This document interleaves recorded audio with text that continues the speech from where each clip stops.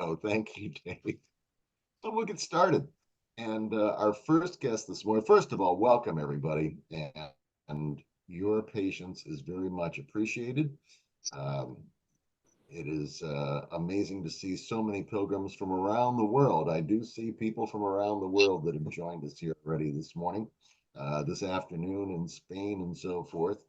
And so we welcome you and we thank you for your patience this morning and for your inspiration of being a fellow pilgrim. And that's what the American Pilgrims are all about is community and sharing that inspiration. That's one of the pillars of the American Pilgrims on the Camino. And to talk a little bit about that is our chairman of the American Pilgrims on the Camino Board of Directors, and that is Steve Litch. And Steve is joining us now, and he will tell us a little bit about the American Pilgrims on the Camino. He has been the chairman now for 3 years. He is on his 6th and final year as a member of the board of directors. And somebody just said that they like the tie. This is an official Camino tie, just to let you know. And I've worn it in the previous open houses for the past 2 years. And so now we're just waiting for Steve to join us. I see that there are people really, literally from all over the world that are coming in. So I'm here, Tom. Okay, Steve, why don't you take it away and tell us a little bit, what are the American Pilgrims on the Camino? Well, Tom, first of all, I want to thank you for putting together this open house, and especially for helping us feel the real Camino experience of overcoming challenges and knowing that the Camino is going to provide. We have a wonderful day ahead of us, and by this evening, I know we're all going to be ready to make plans for our next Camino.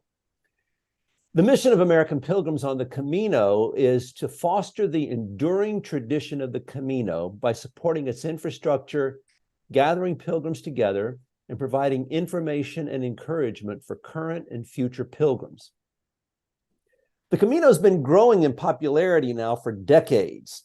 About the time the movie The Way came out, the number of foreigners who received Compostelas from the Pilgrim's office began to outpace the number of Spaniards. And so far this year, 56% of those who've received a Compostela have been foreigners.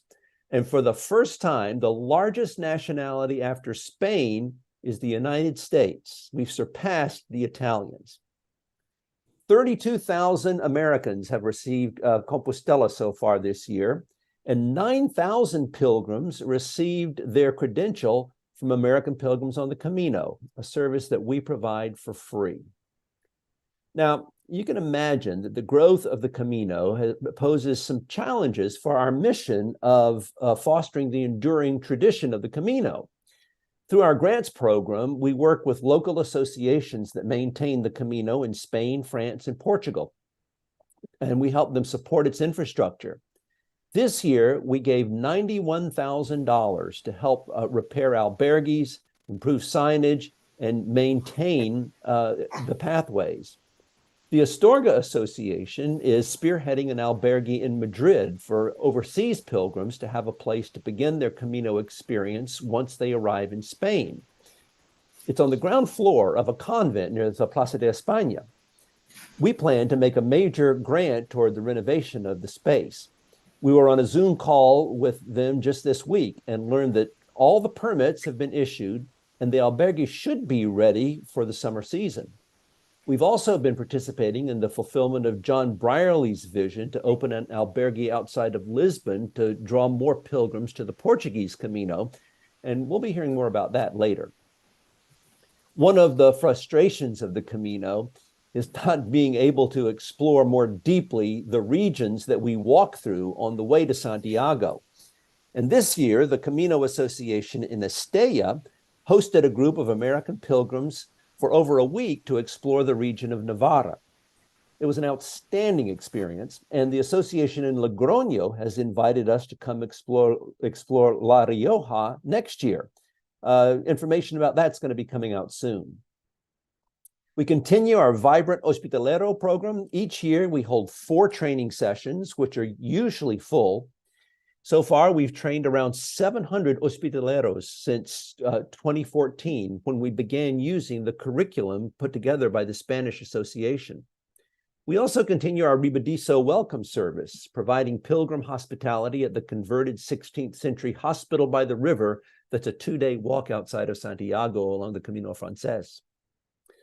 Another part of our mission is to gather pilgrims together. We had a spectacular gathering this spring at Lake Tahoe.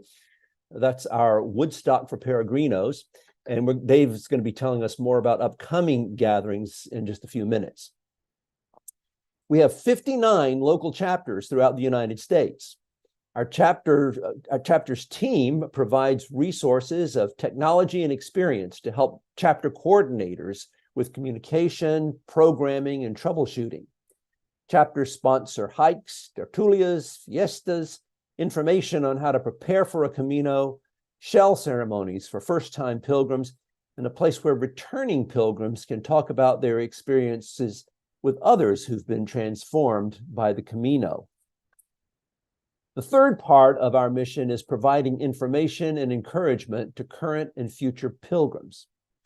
Our online quarterly magazine, La Concha, is outstanding quality, and it's a forum for pilgrims to share their art and reflections.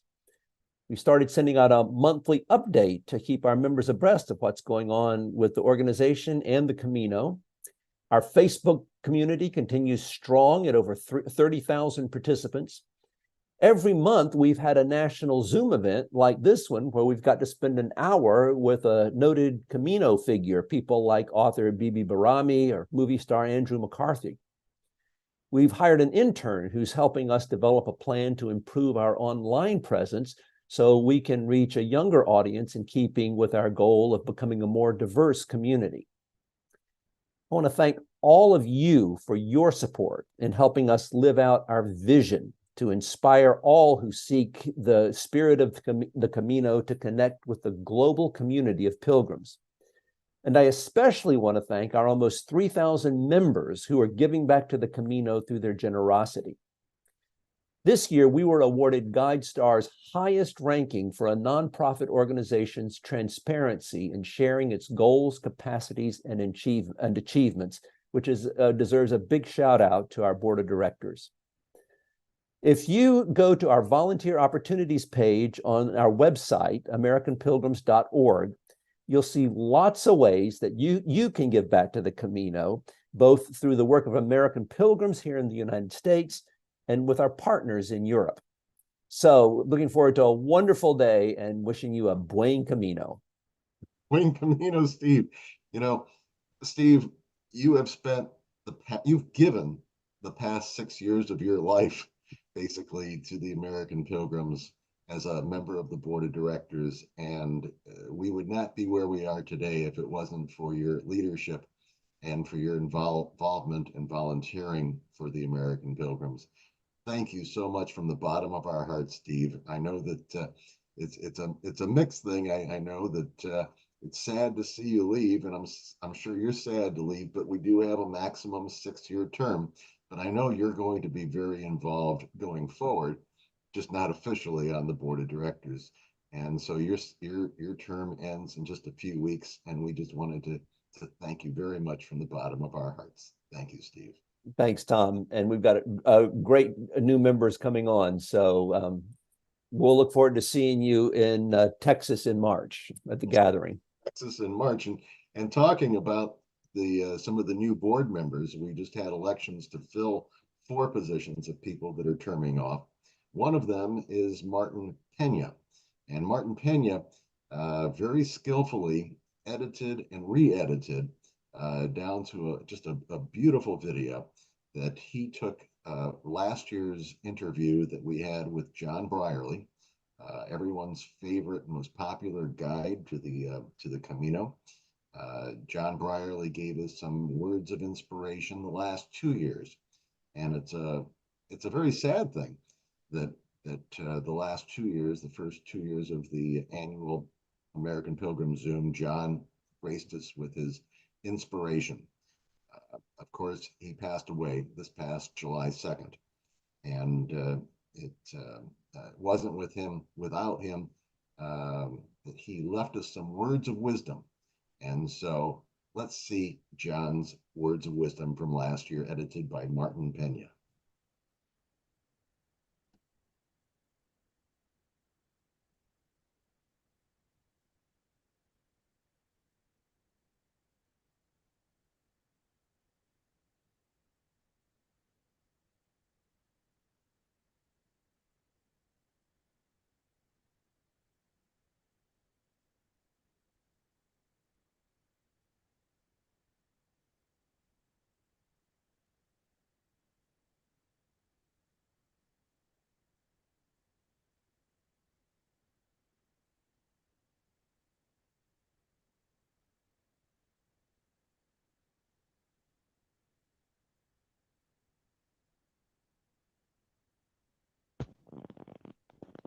Okay, the word is that understand that aspect of myself, which I was unaware of before that.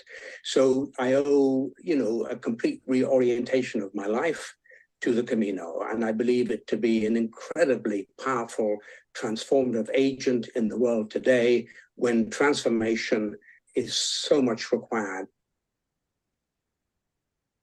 When all is said and done, we need a new consciousness. Well, then that arises, well, how do you get a new consciousness? Well, it is my view that we get a new consciousness by letting go of the old consciousness. So there's an aspect of dying, which is important in the pilgrimage journey. We have to let go the old ways, the old ideas, some of the old belief systems in order for something new to arise. So I owe the Camino a complete change and in my own life, and I'm eternally grateful for that. And I see that change happening in a lot of other people's lives as well.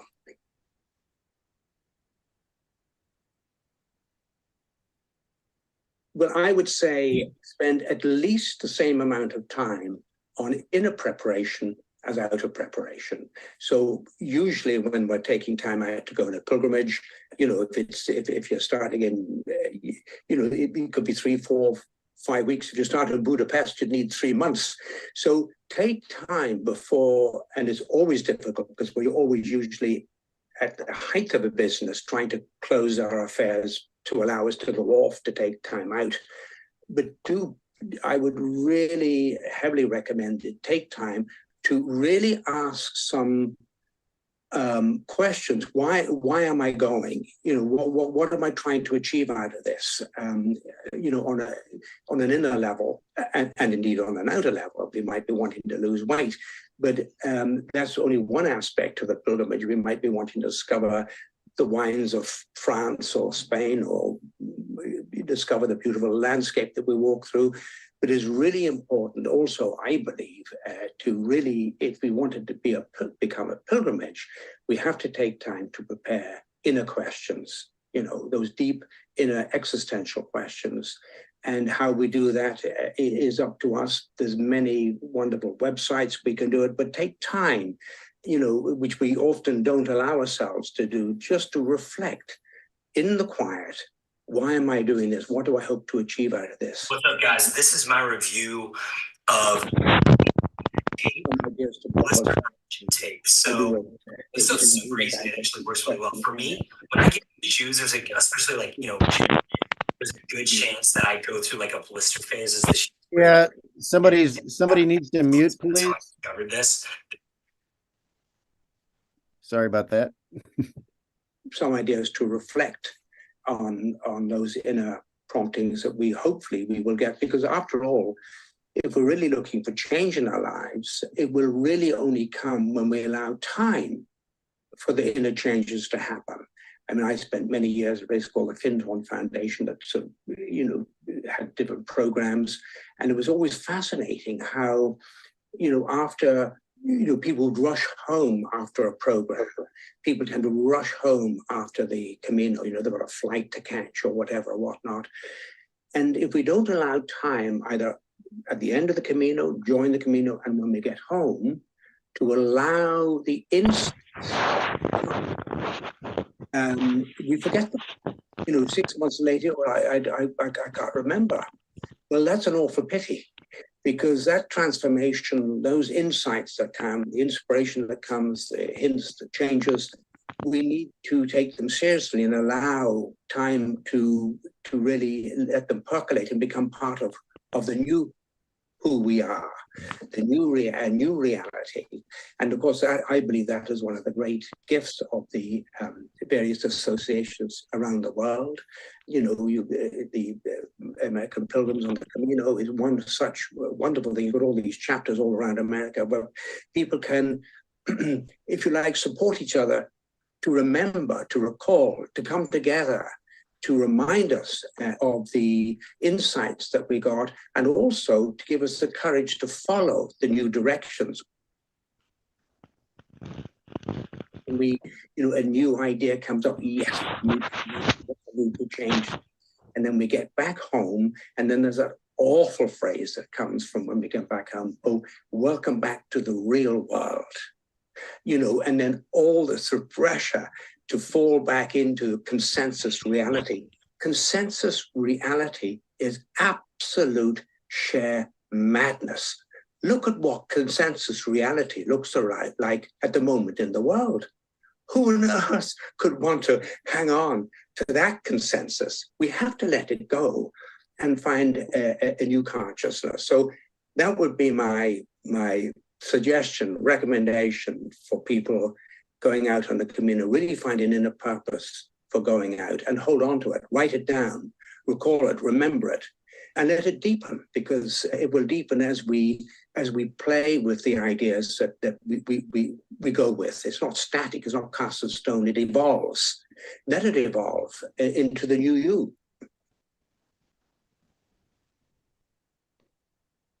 I've been walking the Caminos now for a quarter of a century, and they've become my life. Not only the Caminos in terms of the physical walk that we do, but my life is a Camino. I really believe that profoundly. What else is it? It's a spiritual journey. It's a journey of awakening. I'm on it now, talking to you. You know, whatever happens, I'm on the Camino, and knowing that, I can never not be on the Camino. And I think what you're referring to is something that I shared with you earlier, and I'm very happy to share it with a wider audience. But essentially, I was diagnosed with 3 forms of cancer, and last April, I was told that I had only a few months to live. And so I was fine with that. The journey always comes to an end. I've had a good innings, but I didn't really believe the oncologists, and because I believe that to a large extent, I make my own weather and my own health. So I decided I was going to walk the Caminos, and I unhitched from all the chemotherapy and various treatments because they weren't working for me anyway. They're making me rather sick. And I said, I'm off to walk the Caminos. And they were all rather fascinated by that. I said, oh, how lovely. And weren't expecting to see me back. And, you know, as I walked, I found incredible healing. And, you know, recently, you know, my oncologist, well, we can't understand, you're an enigma, they say. We don't understand it. But what they don't understand is the healing power of nature, of our own intention, of our own mindset. And, you know, I will keep walking the Caminos. I will die in harness. What a wonderful, I mean, what else would I do? I don't want to be plugged into treatments if I don't need it. My health has come back. I've never felt stronger. And when I arrived having walked from Lisbon through to Santiago, my family joined me there to walk out to Finisterre for a sort of a final goodbye for Granddad and Dad. And it was wonderful. The whole grandchildren, we all went out to Finisterre and had a wonderful sort of celebration there as we got used to the idea of death and dying as part of, you know, the life cycle. So I said my goodbyes, and, you know, I don't know, maybe I'm going to be here for another 10 or 20 years. I don't know, but right now, I do believe that a large part of my healing, I can put it down to nothing else other than being in God's fresh air, walking an overtly spiritual route, meeting with other pilgrims, all asking the deep, big existential questions of why are we here, where are we going, what's it all about? I feel so alive and so privileged to be living at this time. Now, wouldn't like to be starting again, I tell you. I mean, heavens gracious me, the future that the younger generations face, the sort of the legacy that we're leaving behind is pretty dire in many ways. I do believe that the Caminos has an incredible power of healing, but I referred now here just a moment ago to physical healing. But actually, the real healing, I believe, is in the mind, is in the consciousness. That's where the real healing comes. I mean, the body, we have to drop these bodies at some stage. And I do believe that the Caminos is a very powerful vehicle to understand and to cope with and understand the dying process. You know, we have these bodies, they're very fickle and frail, and they're very impermanent, and at some stage we have to drop our physical bodies. But that doesn't mean to say that that life doesn't go on. You know, there's an eternal life and there's a physical life, and there's a physical Camino, and there's a Camino that goes way beyond this realm that we're in, into the subtle realm. So, you know, that's bringing the subject, you know, rather deeper than maybe than I had imagined or intended. But it's all part of a wonderful tapestry of living and of life. And, you know, there's so many of the great wisdom teachings tell us that we can't live fully and until we've embraced the understanding that these physical frames need to pass on and need to die. And it's my belief that part of the efficacy and the power of the Caminos is to learn how to die to our old belief systems. That's so necessary, I believe. We have to die to our old self, this persona that we built up, this image, this, you know, this famous guidebook writer, this written lots of books, all this sort of drama, this that we built up as to who we are. But we're much more than what we present, you know, on the screen here in front of us. We're much deeper than that. Who am I? That's the classic pilgrim question. Who am I? That is, who am I beyond this physical frame, beyond this persona, beyond the guidebook writer, beyond the grandfather and the father, beyond the son whose parents are gone? Who am I? Really, who am I? And that's a wonderful question to ask. And indeed, in some traditions, it's suggested that in some of the wisdom traditions, even in the Western wisdom tradition, it's suggested that that question should never be answered. It's not meant to be answered. It's meant to dissolve the questioner. When the ego as the questioner is let go, the truth of who we are will reveal itself. Now, I love that concept because so long as I am attached to who I am in this physical frame and with my identity and so on and so forth, so long as I hold on to that, the truth of who I am beyond this could never emerge. Like Narcissus, we'd rather fallen in love with this image of ourselves and our bodies. And so we collectively in the world, generally speaking, that's who we think we are. But that's a very limited view of our identity. I believe that Camino is one of the vehicles we have simply because, not simply, but because it requires us to walk. You can't walk from the San Juan to Santiago in less than 5 or 6 weeks or something. You know, they all take this time and where we can get beyond the image of who we are and open up to something much bigger, much more exciting. You know, we start to open up to divinity, to the divine. I mean, where do we come from? You know, and then when we're together, we can feed off each other and ask these questions. And that's, again, one of the huge, powerful aspects of the Camino. Everybody on the Camino, we can talk like this on day one on the Camino. And wherever you are on the Camino, not only do we have permission to talk deeply like this, I believe it's actually our duty. Yes, we need to talk about the weather because we need to know whether we've got to get a poncho out in case of the shower coming or something like that. But really why we're on the Camino is to ask each other these deep existential questions. I believe that to be so. And that's why I believe the Caminos are so incredibly powerful, because, you know, everyone's chewing and mulling over these questions, or, you know, somewhere in the background, those questions are there bubbling to the surface, and we can encourage each other to bring them to the forefront.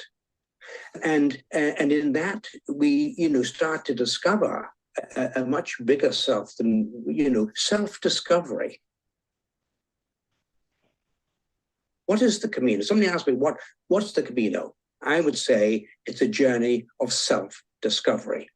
That is, a discovery of a self that we've forgotten, that we forgot about. You know, we've fallen into identifying with the small self, the body self, the persona. But beyond that is this enormous self with a capital S. There's a lovely quote from Thomas Merton. It's in I will put it in one of the guidebooks. And I just put it, what could we gain by traveling to the moon if we are not able to cross the abyss that separates us from ourselves? This is the most important of all voyages of discovery. And without it, all the rest are not only useless, but disastrous. That's Thomas Merton. Now, you know, I like to read that regularly. You know, it's fascinating. He's asking us to go so deep. You know, I love a lot of his writing, but that one really catches my imagination, because it talks about a journey, and a journey of discovery and of self-discovery, and that's what the Camino is. What else is it? You know, it's not a hike through Spain. Oh yes, it's a hike through Spain, true, but that's not its true purpose. Yes, we discover a beautiful landscape. Yes, we discover beautiful people and a new culture and beautiful wines and food and whatever, and folklore and culture. But primarily, it's that journey of self-discovery. And that's, I believe, why the Camino is so popular.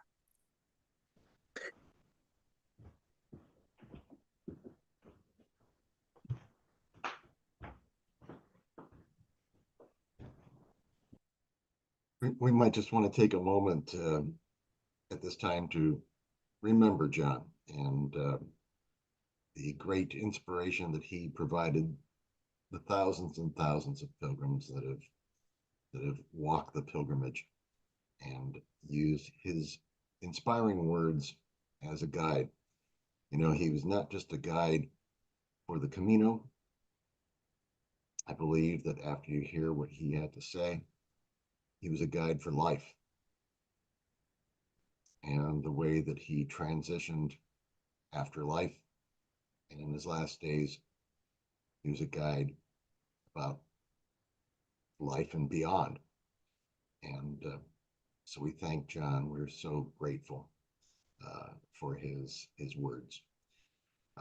Today we do have a very special guest, and that is John Brierley's daughter, Gemma Brierley.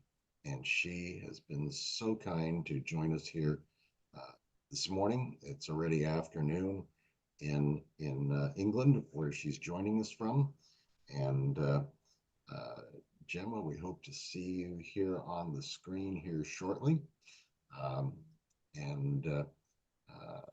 We look forward to you joining us here and giving us a perspective of your father as not only the guidebook writer, but as a father, as a guide for your life, and a guide that you've shared with others. And Gemma, thank you for joining us. First of all, you have our sincere sympathy and prayers at your father's, as he called it, transitioning, right? And he has touched all of our lives. And I'm sure that he was just an excellent father and your guide. Gemma, what can you share about your part of your dad's journey And from what he was saying, he was talking about the last days where you guys went on the Camino and finished over in Finisterre. Gemma? Well, thank you for that video. It's always a treat for me to see footage of my father. Thank you for having me here today. Yes, I am Gemma Brierley, John's daughter, well, one of John's daughters. And I think many of you knew my father. More of you will have known of him. For some of you, that video may have been your first introduction to him. And it is him that I'm here to talk about today. But I guess I should briefly introduce myself first and explain how and why it is that I am here. So for myself, I grew up very aware of the Caminos, naturally. But it wasn't until 2008 that I walked my first Camino as a slightly lost student. I confess I went largely for the adventure, and also encouraged by my dad for the space to think about my next steps. Never in a million years imagining where those steps might lead me or how entwined with the Camino they would continue to be. Back in 2008, when I first walked, the guides were in a rather early incarnation and didn't look quite as they do now. As a, I guess, slightly precocious youth who loved photography and design, I agreed to take photographs and help redesign the covers as a favor to my dad. But this favor, it turned of movement would continue to grow over the next few years. Training and qualifying as a psychotherapist, which is work that I still do now and passionately love. But I could somehow never quite leave Camino guides alone. I did try. I was convinced and determined that I would go my own way, carve my own path. But I guess, as all of us here today know, there is something very alluring about the Camino, and I confess I just had so much fun working with my dad. Initially, I was involved mostly on the design side. Then as the workload grew and became harder and harder for my dad to manage on his own, I began helping him with the updates. And then after walking and falling in love with the Camino Inglés, I mapped out and helped to write my first guide, I guess my contribution to the Camino Guides family. Yeah, and through all of that, as I say, I think it was part love of the Camino and part love of working with my dad that kept me going. We used to joke a lot. There is an old, I think it was written in the 1600s, epic Spanish novel about a knight, Don Quixote, and his squire Sancho, who would follow him around Spain on a donkey. And we would joke that that was us, that I was the Sancho to his Don. And if I'm really honest, that is how I planned to stay. So background, which I guess brings me to why I'm here today and where we are today. When my father became ill, there were a lot of questions about the future of Camino Guides. What would happen, what could happen, what my role might be. We had a lot of time to think about that. I was asked a lot by him and others about some kind of handing over of the baton or stepping into his shoes, but I've never felt that those were my shoes to fill. Having said that, the incredible outpouring of appreciation, of grief, of support that we received when he became ill was really overwhelming. And the response to his passing, the obituaries, the interviews, the comments that people have said have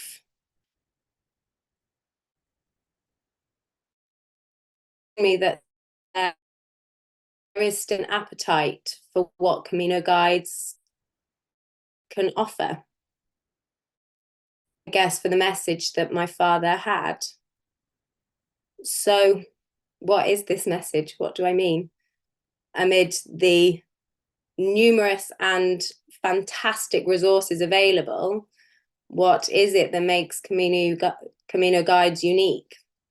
What is our part in that package? For me, I think at its very distilled core, my father's message was actually pretty simple. He would forever ask the question, what differentiates pilgrimage from a long distance walk?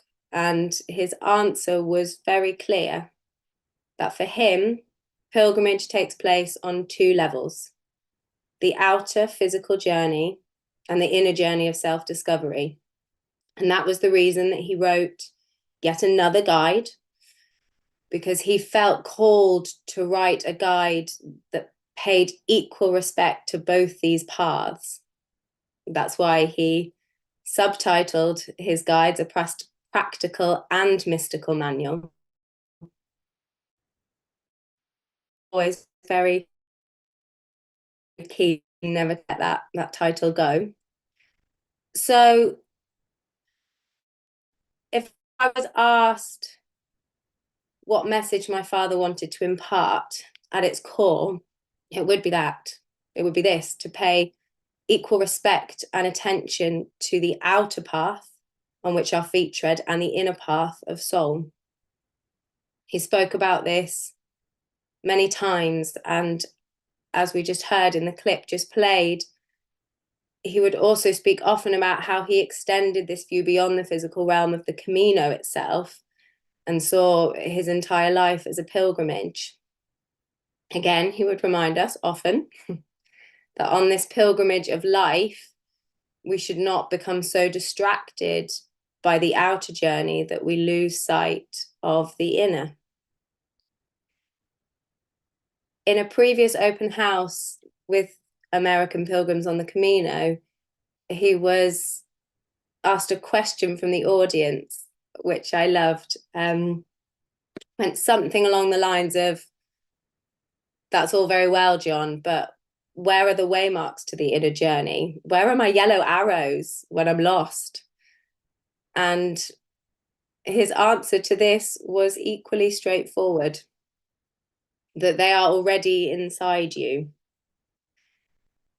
As a therapist myself, I have seen this to be true so many countless times that I have complete faith that it is the case. That inside every single one of us, there is a voice, a calm, centered, connected part of ourself, which really does have all the answers that we need, if only we can learn to hear them, to tune out the noise and recognize them. And I guess for myself, that is really the great power of the Camino, that it gives us time within ourselves, that on the path it becomes easier to tune out the noise for those needing it, needing help or encouragement. My father filled his guides with prompts, reflections, his own arrows, I guess, but at its core, his message was to go into ourselves.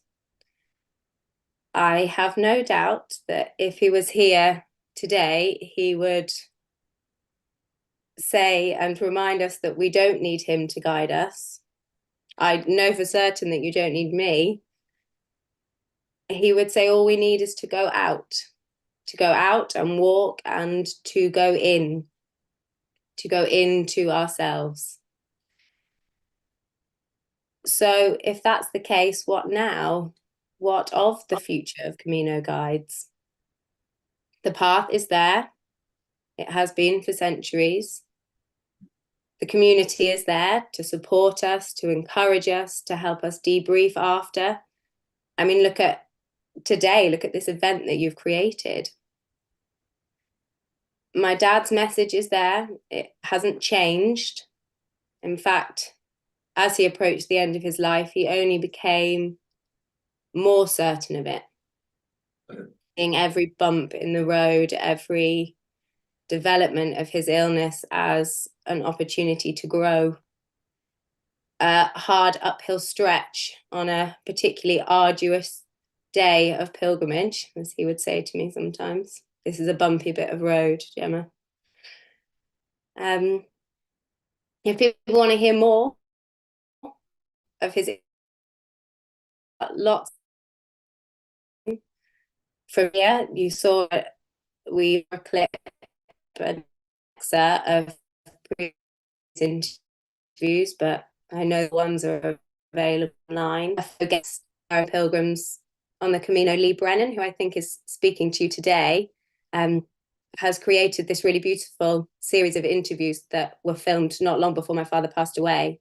She kindly has made a playlist of these, which I have a link to that I'll share in the chat. So anyone who would like to can access them. I'd recommend it. Lee and Patty have done a really beautiful job. And his books, which are still available and still full of his wit and wisdom. As for me, I am still Sancho, delightedly working away around for as long as I will follow the path and see where it leads me, but I will continue to keep the guides updated and practically relevant so that any pilgrims who wish to can continue to access a practical and mystical manual. In other words, I guess I will tend to the outer path of Camino guides, but as for the inner path that was so important to my father, that is for all of us to explore in our own unique ways, keeping our eyes open for our own yellow arrows, learning to recognize them until they are as familiar to us as the beloved shells and spray paint. And to me, that really is the most exciting thing.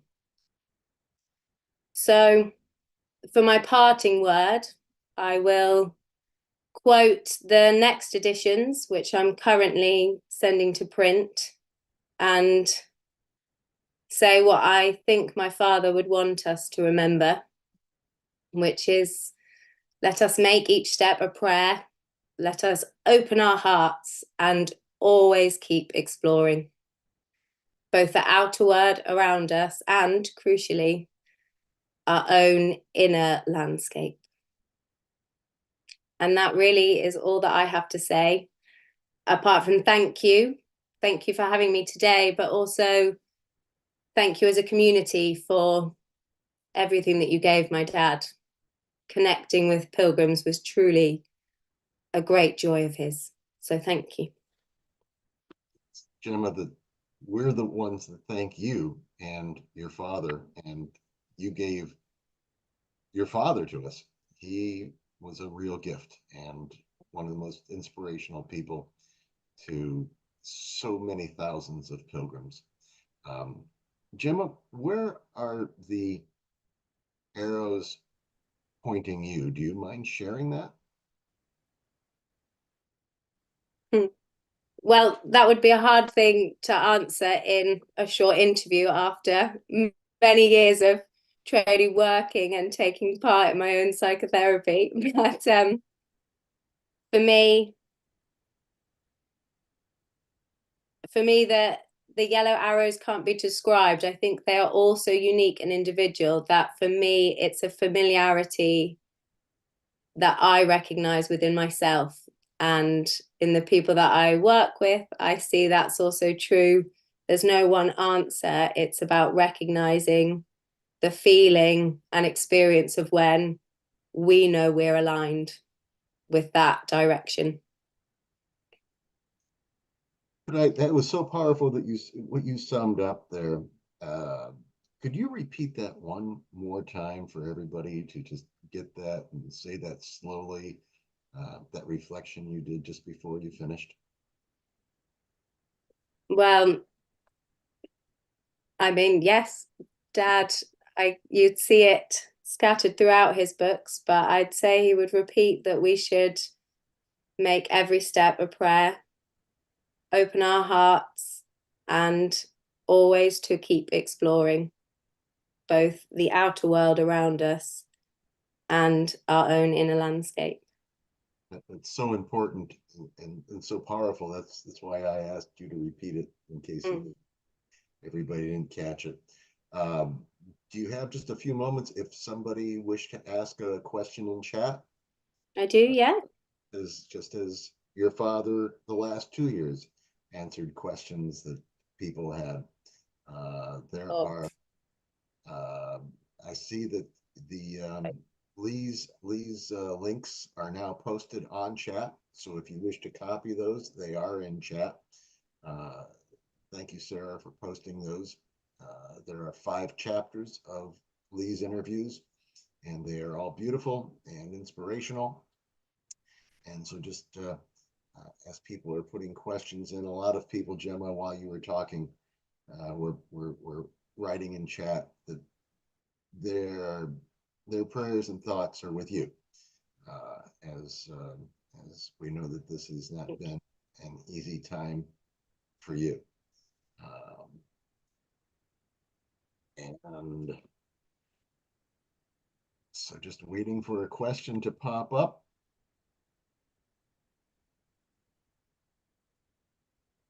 I'm not seeing one right now, but maybe I'm not getting all of the chats, Gemma. So you are going to do a writing and so forth. Everybody's just saying how inspiration both you and your father are, and that you are articulate and an inspiration, and maybe not just the Sancho and following, but you were Gemma, and Gemma, you are special, and as you are following your arrows, you're discovering your inner self just as we are discovering our inner selves. They are looking forward to your books, I see in chat. And somebody is asking, in your words, what does the Camino mean to you?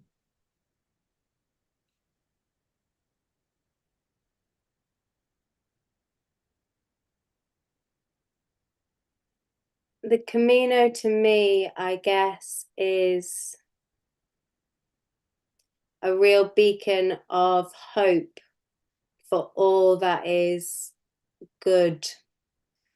I think it represents so much of the best of humanity, of individuals at their best, of community at its best, supporting each other.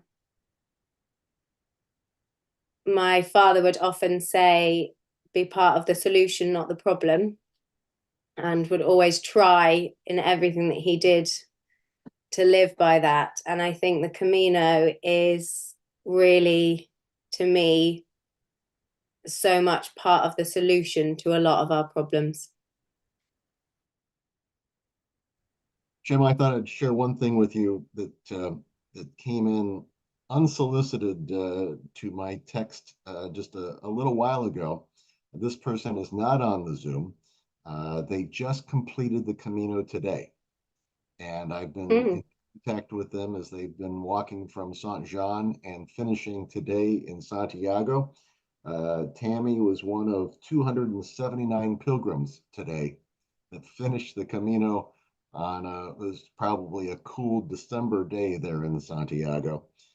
And she writes, I asked her if she would join us on Zoom because she's the one that just finished today. And she says, no, I probably can't handle that. I don't have the bandwidth to do a Zoom. I'm just so wrapped up in the moment. And I think that Tammy's discovering herself as your father would like and as you would encourage.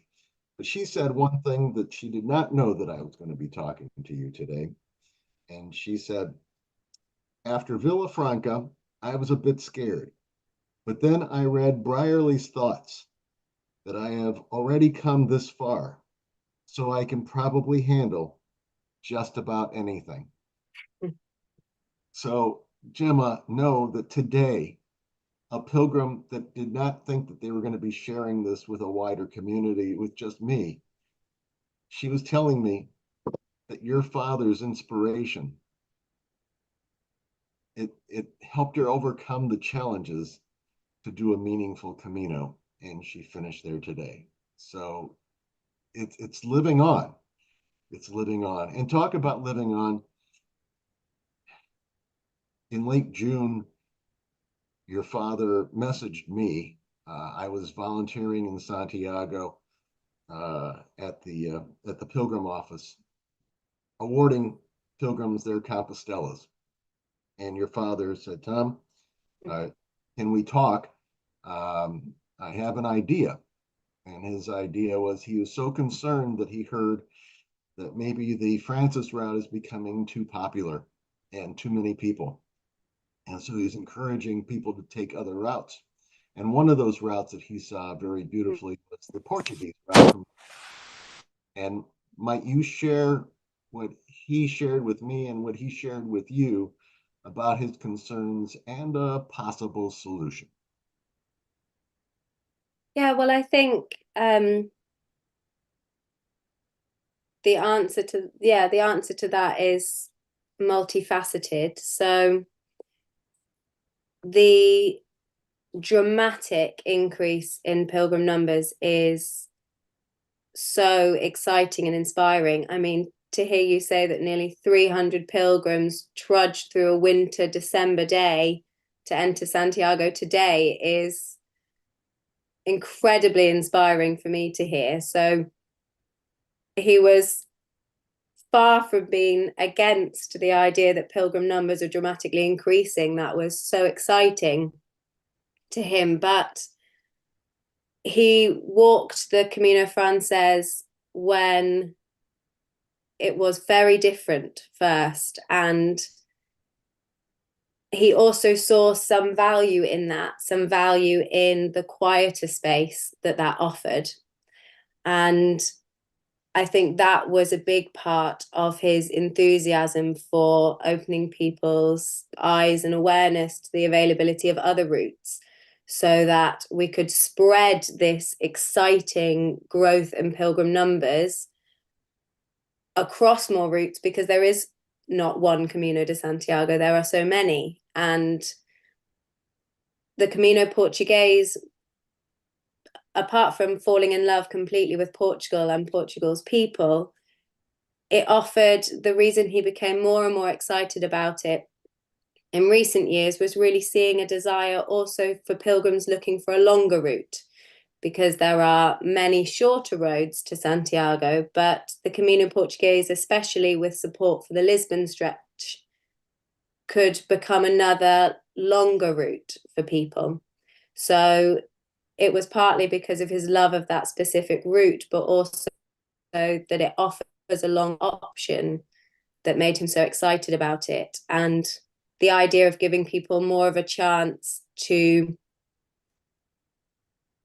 find that quieter space if it's what they're seeking, and also just to open people's eyes to the other incredible routes that are available. Many people will walk the Camino Frances many times, and it's fabulous. I mean, I've walked it many times myself, but there are other routes as well that are waiting if we could just be encouraged to discover them. That's just excellent. I think that's exactly what your father wanted. You articulated that so well. And to maybe be a pilgrim, your father and I, in the last discussion we had in late June, was that maybe the pilgrims learn versatility that we, and it just doesn't have to be one way. We discover, as you said, those arrows that point us in perhaps a different direction. If one way doesn't work, then maybe we go another way. And at the same time that I was talking to your father, people were coming into the Pilgrim office telling me, oh, yeah, it was so crowded going from Saint Jean. So I moved over to the Norte and it was great. Or I moved over to the Primitivo and it was awesome, or the English or the Portuguese trail. So people did make adjustments. And maybe that's one of the greater gifts of the Camino, is to be versatile and adaptable, and to overcome the challenges. And the Camino provides, right, Gemma? The Camino provides.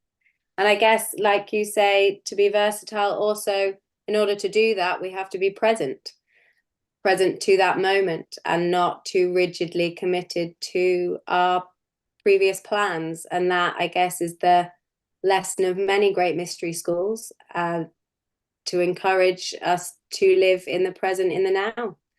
And what better way to do that than living moment by moment on the Camino? Right.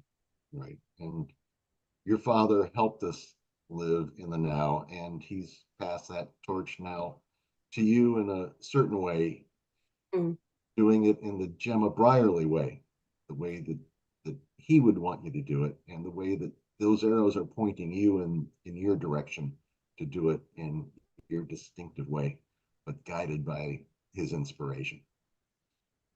Any closing thoughts, Gemma? You said a lot. I guess just to reiterate, thank you. The incredible space that you create inspired my father so much. I think it's a testimony to your community that you can create not just such a practically supportive community, but such an inspiring space for so many people. And yeah, so thank you for letting me see some small part of that. It's really inspiring to witness. Well, so thank you for having me. Gemma, I will say one thing that was inspiring to witness was to be there in the Pilgrim office for a few weeks in Santiago this past June and May, and everybody walks into that office that speaks English. They're all walking carrying the Camino Bible, the John Brierley Camino Bible. They're all carrying it. You're on the Camino and you're walking in small villages, and they're walking light, but they're carrying your dad's guidebook, and that is what guides so many pilgrims. By the way, we are now at 438,000 pilgrims walking the Camino this year, and I can dare say on December the 9th, with 20 more days to go or so, we will break the record this year, and it's not a holy year. We'll break the record for the most number of pilgrims, and that's just those that are completing it in Santiago, and so many people don't complete it in Santiago, but it's a record number, 438,000 as of today, and a lot of that goes in credit to your dad's work and your work. Thank you very much, Gemma. Thank you for joining us today, and we hope to see you soon. Thank you. Bye-bye. Buen Camino, Gemma. Okay, next up is a very special guest, Dave Donsler. Dave is actually running the controls for this Zoom, and Dave, but is also a former chairman for 3 years. He guided the American Pilgrims both before and during the pandemic, which are challenging times. But Dave, you're no stranger to running things in challenging times, being a nuclear engineer yourself, working on submarines and refueling and so forth. But you're also commandeering the mission and the ship that's taking everyone to get together in outside of San Antonio this March for the 27th annual gathering. Dave, why don't you tell us about what is in store for the Pilgrims? And there are still some available spots for that gathering. Dave? Absolutely, I'd love to. So the 2024 gathering, as you said, will be held in San Antonio, near San Antonio, Texas, in Hunt, Texas, at the Mo Ranch Presbyterian Assembly. Beautiful facility there in Texas, and really looking forward to it. This is my favorite part of the American Pilgrims mission, gathering pilgrims together. And so we're really looking forward to almost 300 people gathering together there in March of 2024. I think the first place you got to start with any gathering is with the volunteer team that it takes to pull this off. It's an enormous team, and it really starts with the local chapters. And so if the Alamo chapter there with Mary Foreman and Susie McCall in the lead, they've really stepped up and are looking forward to welcoming people from around the country to North Texas or to West Texas there. I got to be careful with the regions. There's a little bit of competition there, but all the chapters are really pulling together there in Texas. In addition to the Alamo chapter, the Texas Gulf Coast chapter, the Austin chapter, and then the North Texas chapter they all have a piece of it. Agnes Zaccaro up there in North Texas, she has pulled together some amazing resources that you'll all see when you get there. And so really, and so you go a little bit beyond that. And I have to acknowledge my partner in crime, Tom Coleman. He has pulled together a program that is going to just quite simply knock your socks off. The program is really focused on bringing new voices in, although we still have many of our mainstays speaking. To give you a couple of examples, Lynn Talbot's going to talk to us about the history of American pilgrims on the Camino. Mary Jane Dunn is going to lead us through an 1150 AD historic church service, which will be interesting. But then we've got a lot of new voices in there as well. So Dave Whitson is going to be our keynote speaker. He's a well-known author who runs a podcast. And let me see, who else do we have in there? Alder Allensworth. She's one of our chapter coordinators. She's going to be doing a presentation on women on the Camino. Shoshana Karuski, and Shoshana, I know you're on here somewhere. She's going to be talking. She's going to be doing a course on Camino poetry. So a little something for everybody. Don Brash Prince talking about relics and today's culture. So, and of course, we're going to be doing all the traditional things, like we'll be doing some walks around the facility. There's some really great hikes that Susie McCall has worked out. And Tom, of course, Tom Labuzienski and Tom Coleman will lead us on a walk to our very own Cruz de Ferro, which we'll do, I believe, on Saturday morning. So in addition to all that, we've got some really great entertainers coming. Christina Jacobson, who last year did a great course on songwriting, is going to repeat that again this time with a double session, but she's also going to perform for us on Thursday night. On Friday night, we've got some local music, the Western Flyers, who've played all over the world. In addition to, they told me they actually played on the Le Puy route in France. And so they're going to perform for us on Friday night. And then Saturday night, we've got the return of the Merry Band of Pilgrims. And so we have our very own Camino band will play that night, and followed up by Dan Mullins, who is coming all the way from Australia to perform for us there on Saturday night. So really looking forward to a great gathering. And as Tom said, there are still some beds left. We're doing a couple of new things for this gathering that we haven't done, or at least in quite a while. We're going to have albergue style lodging. So there's an albergue style dorm that holds up to 150 people. We still have beds available in that albergue, although it's filling up pretty quick. And then we have regular, just like we have in the past, hotel style rooms and some lodges that you can take advantage of. Those, unfortunately, currently are sold out, but I would encourage you, if you're interested in going to the gathering, to still register. We will have, past as any guide, we will have cancellations, and we will pull people off the wait list and make sure that we maximize the capacity there.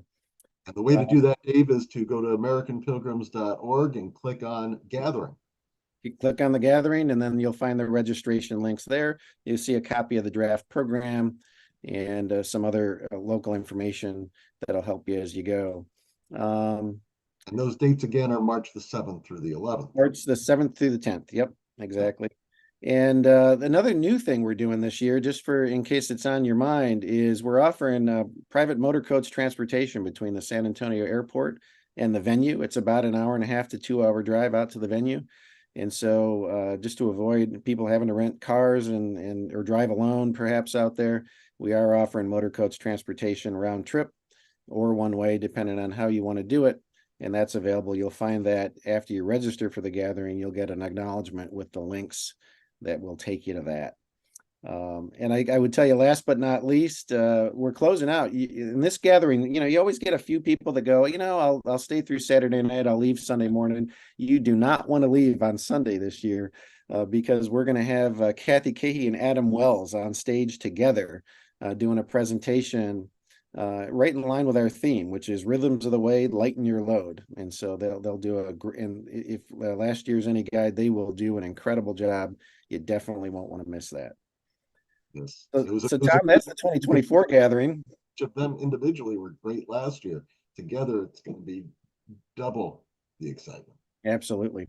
And then you want to share with us just a little bit about your future plan in 2025, a special new international gathering.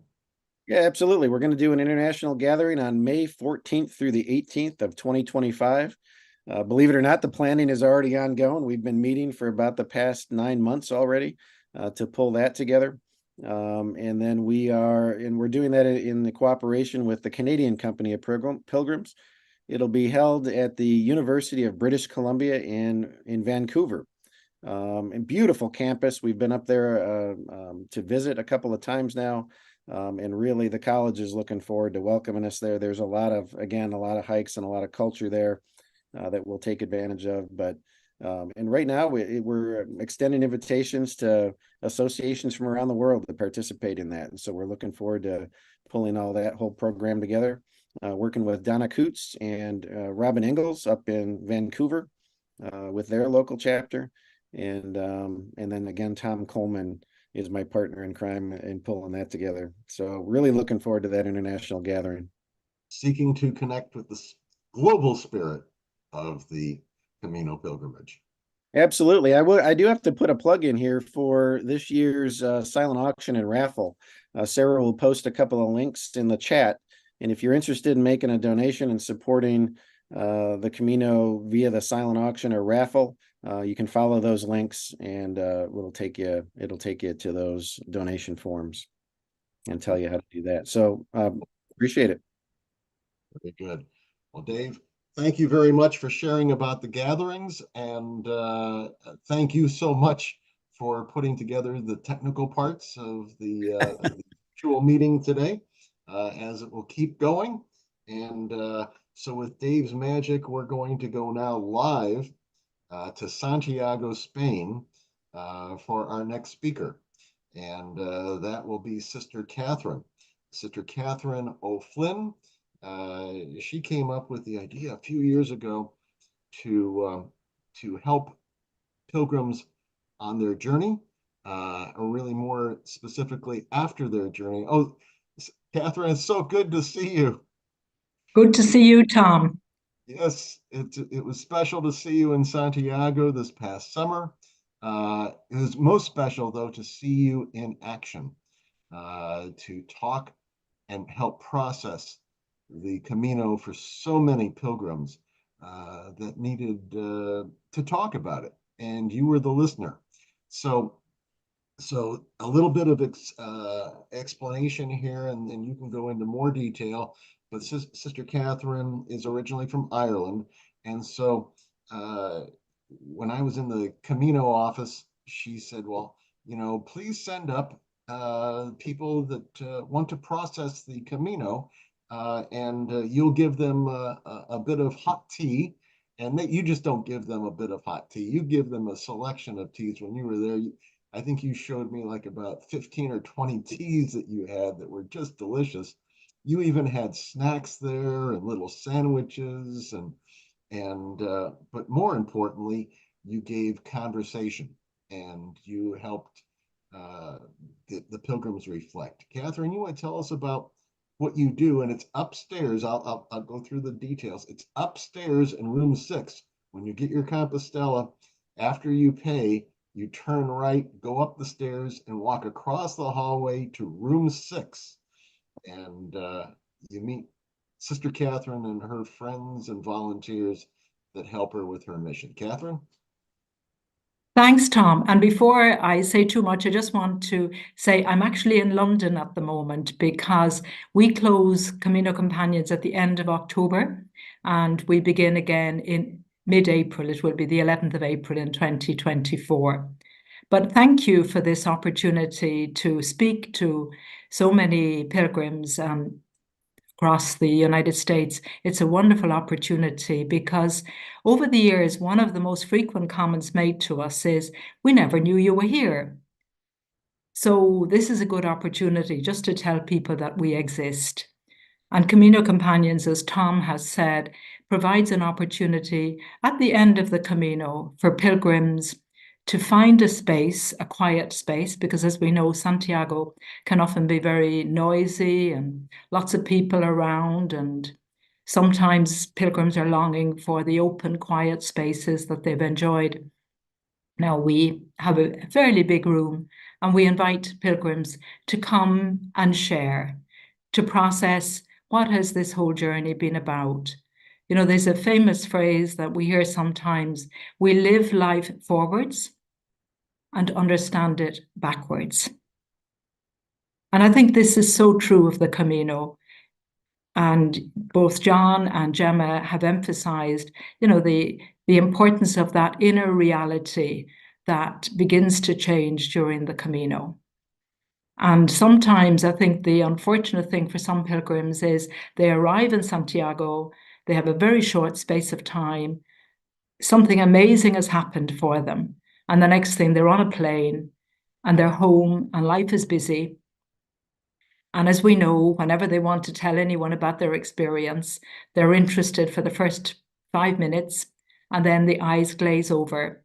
And somehow or other, because they haven't had the experience, people can't really grasp the power and the meaning of what can happen on the Camino. So I think for the Camino, we walk it forwards, but we often understand it when we look back. And that understanding, I think, just doesn't happen in the days after the Camino in Santiago. It goes on. Some people can spend years really unpacking the inner journey that happened, that Gemma and her dad have used words like change of consciousness, transformation. And I think if we're to really get in touch with what has my change of consciousness been about, you know, what is it that I want to do differently in my life? I've heard people say all sorts of things. Very often people just want to slow down. They know they're going too fast. They want to make more time for what's important. They want to declutter. They want to take time just to walk and get out into the open air and admire the wonder of the world and the beauties, which we have everywhere, no matter where we live. We usually have some natural beauty not too far from us. And people really want to make a difference when they go home. So our hope as Camino Companions is we provide that space where people can come, listen to each other, and put words on what they want to do. Because sometimes what's hard for us is putting words on it. We have that niggling feeling inside of us. We know we want to make a difference. We know we want to change, but we just don't quite know how to do it. And very often hearing other people, knowing that other people are interested in what we say, somehow or other frees people up to put words on what they want to do. But also people come at the end of the Camino, sometimes with injuries. And I don't know, I'm sure some of the listeners here have experienced this. People can be very disappointed because of an injury. They suffered a lot, maybe they didn't do quite all the miles they'd hoped to do. And there's a certain maybe anticlimax for them. And what we would hope to do is say, okay, you had an injury, but maybe that injury gave you an opportunity to look at life a bit differently. if you had to take an extra day off, or if you had to slow down, maybe the injury had a message. So rather than looking at the injury as something that shouldn't have happened or was disappointing, frustrating, try to see behind the injury, was there something going on that maybe had its own lesson? People come because they've walked the Camino quite often carrying the ashes of a loved one. They've been bereaved. And it's really important for them to have a space to talk about what that journey meant and to in some way ritualize that. Sometimes they've just scattered the ashes all along the Camino, and then they're in Santiago, and it's the final moment of letting go of that loved one. So Camino Companions is there to support the pilgrims at that moment. Or people are in transition. I think Gemma said that she was in a transition as a young woman, maybe at the end of college, maybe at the end of a particular type of work or heading to retirement. And they're wondering what next. And the Camino gives an opportunity for having some reflection, considering what you might do. And I think, again, having a space, having people who will listen and support you as you talk about what those next steps might be. So we're there really to be of service and above all to listen. We're not there to tell anyone what to do. As Gemma said, and I totally believe it, there are yellow arrows inside all of us. And there are some yellow arrows that come along in the shape of other people who also give us some sense of maybe where the journey might take us. We welcome people of all faiths and none. So though I'm a Catholic sister and we do help at the Mass in Santiago, we welcome everybody. And one of the greatest joys in my life has been to welcome people of many different faiths to Santiago. Because I really believe the Camino is where we're all equals. It's a leveler. And, there's nothing special about some people, no matter what your work is in life, or no matter what your faith is, or no matter who you are, we're human beings on the Camino. We're walking that journey together. And I think that's one of the gifts of the Camino. We come away from a world that can be, sometimes so hierarchical and so structured into who's got it made or who's got it big time, into who's just simple. I remember one CEO of a company telling me the previous night he knew that in his albergue, there were 2 homeless men sleeping in the same dormitory.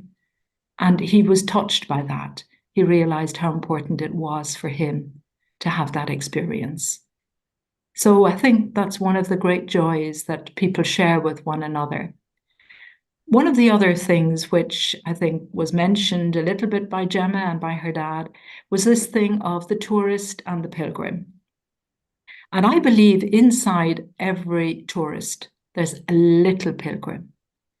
And sometimes that pilgrim is afraid to kind of come out or isn't quite sure what it would mean. And therefore, just continues being the tourist.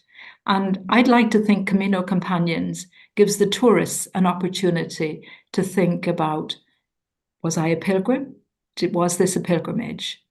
And I've met a number who've just come up because of the teas that John mentioned earlier, Tom mentioned earlier.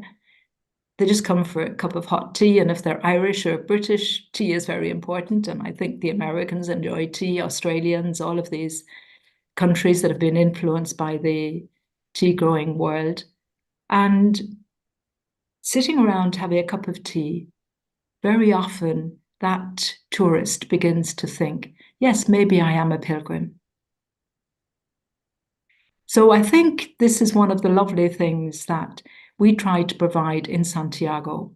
We give that opportunity for tourists who want to, in some way, let that pilgrim person inside themselves have expression. We have different sessions. We have a session in the morning, which is a fairly relaxed one. After Mass, people come and have tea, coffee, and they just chat with each other. And very often the conversation goes quite deep, unexpectedly deep sometimes. And then in the afternoon, we have a session that we like to think is a more intentional sharing session, where people aren't disturbed by anybody else coming in and out of the group. We try to sort of say by 3:10, let's not allow any other people to join our group now, because we're beginning to have a sense of who we are. And the group goes quite deep in sharing their experiences, the joys, the sorrows, the challenges, the learnings, and then a little bit about what's this going to mean when I go home. So during the day, apart from those 2 sessions, our door is open for the most part. We take a little break at lunchtime, but otherwise we welcome people to come and chat informally. We also offer the possibility, if people really feel they would appreciate it, of some one-on-one sessions. And I've had a number of those with people who were very, very emotional at the end of the Camino, and they just needed somewhere to let out their feelings. And some of those feelings, as we all know, they can be mixed. There can be a lot of joy, but there can be some sadness. There can be frustration. I've met a number of pilgrims who are frustrated. And again, it's trying to explore what's under that frustration. What might you learn from the experiences that you've had? Because we all know in life we get frustrated. It's part of being a human being. And I suppose the greatest challenge is to try to see what can we learn from those moments of frustration. So Tom, I probably talked for longer than you intended when you gave me scope. But you know what I have to say, because I when I saw you in action up in room 6, you're a listener. You're a listener. You and that was what the pilgrims needed so much. So I'm really impressed at the way that you summarize that, and it's beautiful. So many people come, and after they receive their Compostela, it's sort of bittersweet, isn't it, sister? With the feeling of, oh, I've accomplished this. This is great. I can now do anything. I've had such an amazing experience on the Camino, but oh, now it's over. Did I get enough out of it? And now I'm going home in a few hours. I have to get to the airport. But no, take your time. If anything, these next 4 interviews are about is to spend time in Santiago. You, Johnnie Walker, Faith Walter from the Pilgrim House, and Lee Brennan, you're all there in Santiago. You've done the Camino, and you're taking your life now to process the Camino in Santiago. So please, when you're doing the Camino, to take the extra few days, spend it there. Go up and see Sister Katherine. And people were asking in the chat, exactly where is that again? You have to walk past the other language rooms, because you're not unique in providing the service, but you are unique in providing it in English. You've got several other nationalities there that are doing that. So if you could tell them exactly how to find you, that would be helpful, because people are asking that in chat. I'll do that. Now, it depends on whether people know the Pilgrim office or not. But I think the only way I can do that is assume that you know it. And as you leave the Pilgrim office with your Compostela in your hand and you're overjoyed and excited, just before you go out into the garden, you see a stairs on your right. So go up that stairs to the next floor and keep walking. And we're down at the very end of the corridor. We have a banner outside the room where we are. It's room 6. So at the end of the corridor, we're on the left. But as you rightly said, Tom, along that corridor, there's a Dutch room, there's a German room, there is a French room. And people go into all of those rooms. But the important thing, when you come out of the office, take a sharp right, don't go out into the garden, and go up the stairs. There are wooden stairs right beside the exit door. And you'll be most welcome any time of the day. We're there, and we're very happy to meet people. We have a Facebook page, and it's called Camino Companions, and we have our email on that. So, if you wanted to email us ahead, say you're coming, sometimes a group of people who've walked together and formed a Camino family have emailed me and said, we're coming in as a Camino family. We've talked with each other lots on the Camino, and now we'd like to talk with each other in a space to help us to end as a family. Because people know what it's like. People have become very close, very supportive and friendly. They've heard some of the deepest secrets of other people's lives, and now they're saying goodbye. And finding a way to end and to show appreciation, to share, perhaps for a final formal session, can often be very powerful. Of course, people will go out and have a few glasses of wine and share in that way as well afterwards. But I think sometimes doing it a bit formally and taking the space can help. So as I say, we're there to be of service, and whatever will help you, we're there to do that. Another thing we started this summer, and just let me mention this, one of our volunteers is very interested in history. So we've started doing a short historical tour. And that has been at 5 o'clock, where one of our volunteers will walk around the outside of the cathedral, talk a little bit about the history of the cathedral and a bit about the history of St. James. Those who've been in Santiago over a number of years will know the Germans already have been doing this, so have the French. And one of our volunteers kept saying to me, Katherine, why don't the English group put on a historical tour? So we're doing it this year. And we've already started at the end of last year. It lasts something like a half an hour, 45 minutes, depending on how many questions people ask. But it's just another way that we want to be of service, helping people to understand the cathedral and its history and the history of pilgrimage in Santiago. Your mission there in Santiago is much admired and it's appreciated. I know that it is doing good work. People have come down from talking to you and they've said, oh, that was just great meeting with Sister Katherine.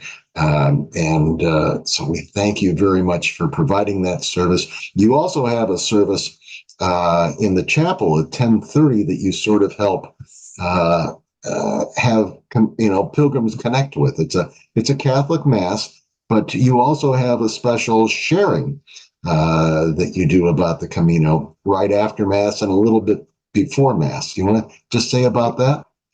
I think you were talking about the PowerPoint, Tom, are you? The PowerPoint on the screen? It's always continuing. Yeah. But I'm talking about when people come into the Mass where... Oh, yes, I got you. Yeah. You share and everybody says, oh, yeah, I've walked this Camino, I've walked that Camino. And then after Mass, they talk about what that Camino meant to them. And many people don't know about that. So that's at 10:30, right? Exactly. We haven't, there is Mass in English in the Pilgrim office, the chapel, just as you enter the office on the left. And it's every day except Wednesdays. And one of our customs, which Johnnie Walker, who's going to be one of your speakers later on, would have initiated when he was involved in the chaplaincy. We ask everybody to introduce themselves and to say 3 things: their first name, where they've walked from, and what country of origin they come from. So, and then people can be very emotional, very, very touched at that moment. And then Father Manny, who's the celebrant, invites people during the Mass to come up and to light a candle and make a special prayer. Or if people don't feel they're too moved, too emotional, just light the candle and place it on the altar. And that's a very beautiful moment as well, where people feel, very often remembering family, remembering loved ones who are ill or who have died. And it becomes a very touching experience for many pilgrims. And then the PowerPoint that we did some years ago, that continues through the day. It lasts about 15 minutes and it has some reflective questions like, where did you experience God on the Camino? What is it you feel you want to continue to develop in your life now at this stage? And then it does a reflection on, which some of you may know, called the Beatitudes of the Pilgrim. And, blessed are you, pilgrim, when you discover that your backpack is empty and your heart is full. And it's some lovely messages like that. Blessed are you, pilgrim, when you know that to arrive together, even if late, is better than to arrive alone early. That it's about the journey with other people. And many other little messages. And again, people have said to me how they found that really helpful, just to sit quietly there, looking. We have some photographs that were taken by members of the Irish Camino Society of the various Caminos, and just looking at the beauty of the Camino once again, and thinking about how people have been touched by beauty. But Tom, I do want to say something. I'm not the only person there listening to the stories. I have some amazing volunteers, and particularly Sister Alicia Perez, who's a Spanish sister who speaks fluent English, and she also is very key to Camino companions, plus some marvelous volunteers, some of them from the United States. I've seen their names popping up there in the chat. Some of them are members, in fact, I presume all of them are members of the American Pilgrims on the Camino. And our volunteers come from very different countries.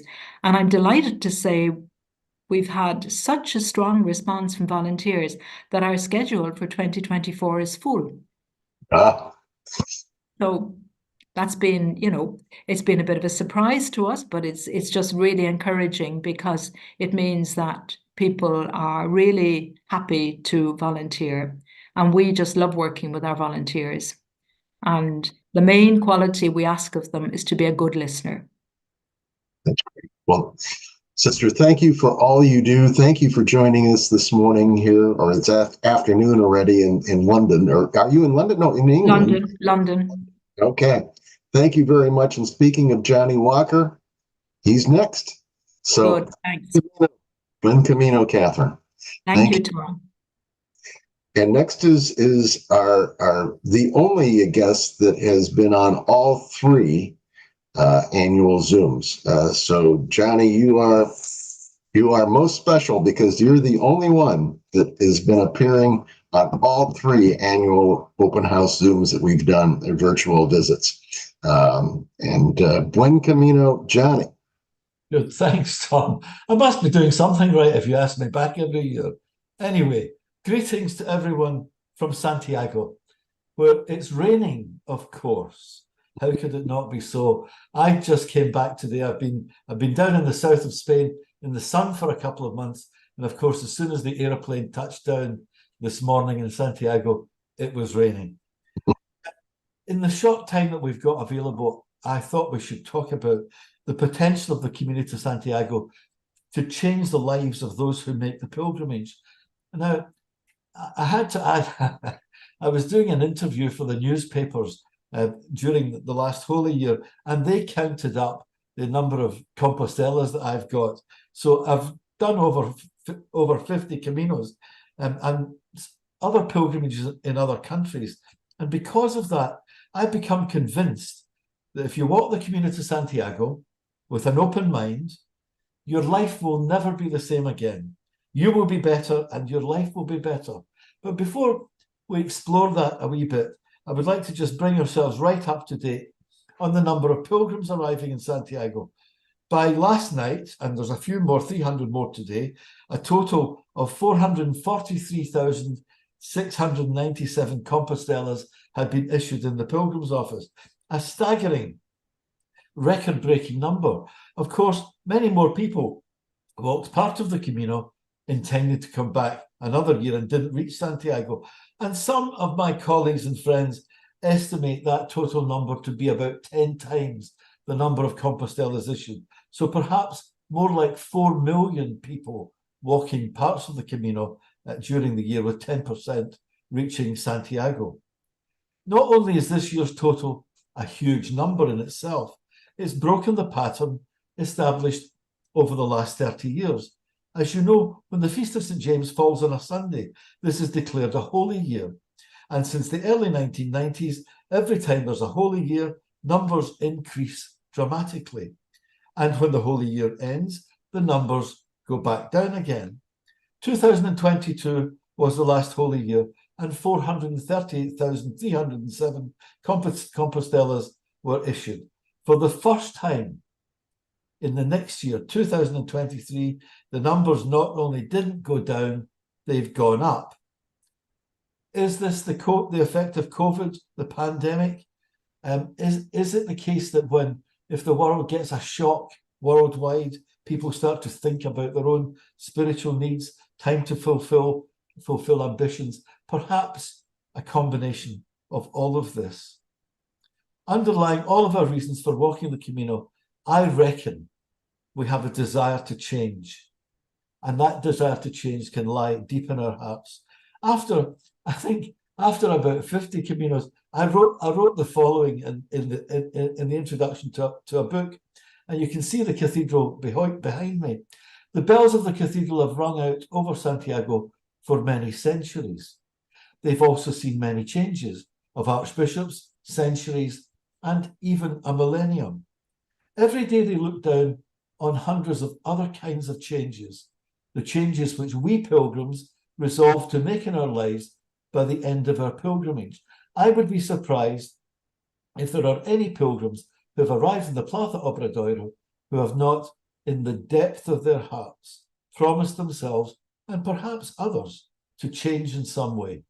This is true of me, and I think this is at the heart of why we walk to Santiago, all of us. Contemplating change in our lives is the very stuff of pilgrimage. For me, this has little to do with religion and everything to do with the spirit which motivates every pilgrim to put one foot in front of the other on the pilgrimage journey. Now, I want to tell you 3 wee stories. The first is about me. I walked my first pilgrimage as a bridge. I wanted to change my life. I'd been doing high-powered jobs, and I'd had enough. And by the age of 50, I was kind of burned out, and I wanted to change everything. So, as they say, be very careful what you wish for. I set out from Seville on the Via de la Plata on the 2nd of January 2007, and I was then to walk for 36 days to get to Santiago. Now, I love Seville, and I had plans to retire early to go and live there. People expected me to do this. However, by the time I reached Santiago, everything was different. My biggest discovery, and it's still with me, a deep feeling, my biggest discovery was, if all of my neurotic anxieties came to pass, if the people who loved me stopped loving me, if the stock market crashed and my pension was valueless, if my house burned down and I hadn't renewed the insurance, all I needed to do was to pack 2 pairs of socks, 2 pairs of underpants, 2 t-shirts, etc. in my rucksack, and I'd be perfectly happy walking the Camino to Santiago. A very simple pilgrim life. And that discovery I found was very empowering. It set me free from a lot of my anxieties. I wanted to walk a little more. So I thought, having walked the Via de la Plata, I would walk the Camino Inglés, because I knew that you could do that in about a week. So I said to the Confraternity of St. James in London, do you have any information on this? And they said, well, we've got some walking notes, but they're very old. If you're going to do that, would you write a guidebook to the Camino Inglés? So in 2008, I wrote the first book. And of course, little did I know that 19 books published later, and we've raised about 250,000 euros for various pilgrim causes through these books, but I just didn't know that was going to happen. People have very different reasons for walking. Now, I've told you I wanted a transition from one way of life to another. I was walking and I met a French couple, Jacques and Amélie, and they had a daughter that they called Jacqueline, after St. James. Jacques is James, and Jacqueline is the female version. The wee baby, when she reached the age of 11, contracted terminal cancer, and she died. And one day they were walking where they live in France, and they found a yellow arrow, and they explored this, and they discovered that this was a pilgrimage route to Santiago de Compostela. And when I met them that year, they were very tearful as they told me the story, that since the discovery of that arrow, every year for 11 years, in remembrance of their young daughter who died, they've walked a Camino. And I was talking to Amelie, and a tear trickled down her cheek. And she said, after 11 Caminos, we've realized it's time to let this go. Now, it took them a long time just to make the change that they wanted to. For other people, there are different kinds of changes. Let me tell you about my friend Matilde. Matilde lives with her husband Luis here in Santiago. They're Santiago people. And very unusual, a lot of people who live in Santiago don't want to walk to Santiago. They say, we live here. But Luis, some years ago, had cycled from Saint-Jean-Pied-de-Port to Santiago. And of course, me being a Camino addict, both of us were ranting to Matilde about how wonderful the Camino experience is. Anyway, she decided to do this, packed her rucksack, and off she went to Saint-Jean-Pied-de-Port and was walking along. And she was texting me from time to time. Now, I have to say, as the days went on, the texts got a bit shorter and more spread out. So eventually, I texted her and said, Matilde, how are you getting on this Camino? And she said, well, John, it's a very nice walk, but it's actually not a life-changing experience. I don't like sleeping in the albergues. I can't sleep, and it's all very difficult, and I've got some blisters. Anyway, she said, I'm nearing Sarria, and I'll soon be home in Santiago, so I'll let you know how I get on. This is a true story. 2 days later, my phone rang, Matilde's number, and she said, John, there's been a miracle. 2 years ago, Matilde was a teacher. She was made redundant. 2 years ago, she sent her curriculum vitae, her CV, to a number of education authorities, including the Education Authority for Sarria. And she said, John, I was in the forest approaching Sarria when my phone rang, and it was the Director of Education in Sarria saying, we urgently need a replacement teacher for someone who's gone off on long-term sick leave. Can you start tomorrow? And her parents drove to Sarria with clothes for her. She got an apartment, and she started working in the school the following day. And she looked out the window, and there were the pilgrims passing, because the school was right on the Camino. A remarkable story indeed. At the very heart of all of this, of course, are the pilgrims who share their life experiences with each other. I've recently been assisting Bill Bennett, an Australian filmmaker and pilgrim, with his new film, The Way, My Way, which is coming out next year. It's a true story, and it's a remarkable film. I've seen an advanced copy of it. It's a remarkable film because it features real pilgrims who have walked the Camino, doing what pilgrims do, sitting around and sharing their life experiences, and helping each other through that sharing. And the film is all the more authentic because they are real pilgrims. So for those of you who have yet to walk the Camino, when you do, I think you will surprise yourselves. And for those of you who have already walked the Camino, I'm sure you want to come back. And I'll be here waiting for you, I hope. And to all of us, I just would like to wish us all a buen Camino. Thank you very much. Well, Johnnie, we appreciate you. In fact, one thing that not one thing, there's so many things that we appreciate about you, Johnnie, is that you have written several books, ebooks, and how many books have you written, by the way, about the Camino? 19 books so far. 19 books. Okay. And I'm not going to write any more. I think you have the start of a new book right there with what you just talked about. But one thing that we want people to know is that you very, very generously donate your book about how to prepare for the Camino. And anybody that's watching this wants to get that book. If you sign up for a credential, and almost 10,000 people did this past year, they sign up for a credential with the American Pilgrims. You just click on credentials at americanpilgrims.org, and you will receive not only your credential for free, but you will receive Johnnie Walker's special book about how to prepare for the Camino. And then if you renew your membership or become a new sustaining member, you will get the book that is about coming home to Santiago, which is great information about when you do arrive in Santiago. Anything briefly you wanted to share about that, Johnnie? About what, Tom? About those two books that Well, just they're practical. They're practical books. They're free. They're free from American Pilgrims on the Camino. There's the Guide to Santiago, which lists everything in Santiago, including all of the accommodation, but more particularly things to do in Santiago. And I think it's quite a helpful checklist for pilgrims. And of course, preparing for the Camino tells you about the terrain, tells you about the equipment, and so forth.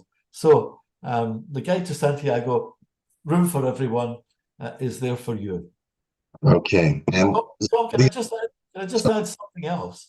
Reference was made to the silent option that American Pilgrims on the Camino has, and it's a wonderful thing. And somebody put in the chat, what's a silent auction?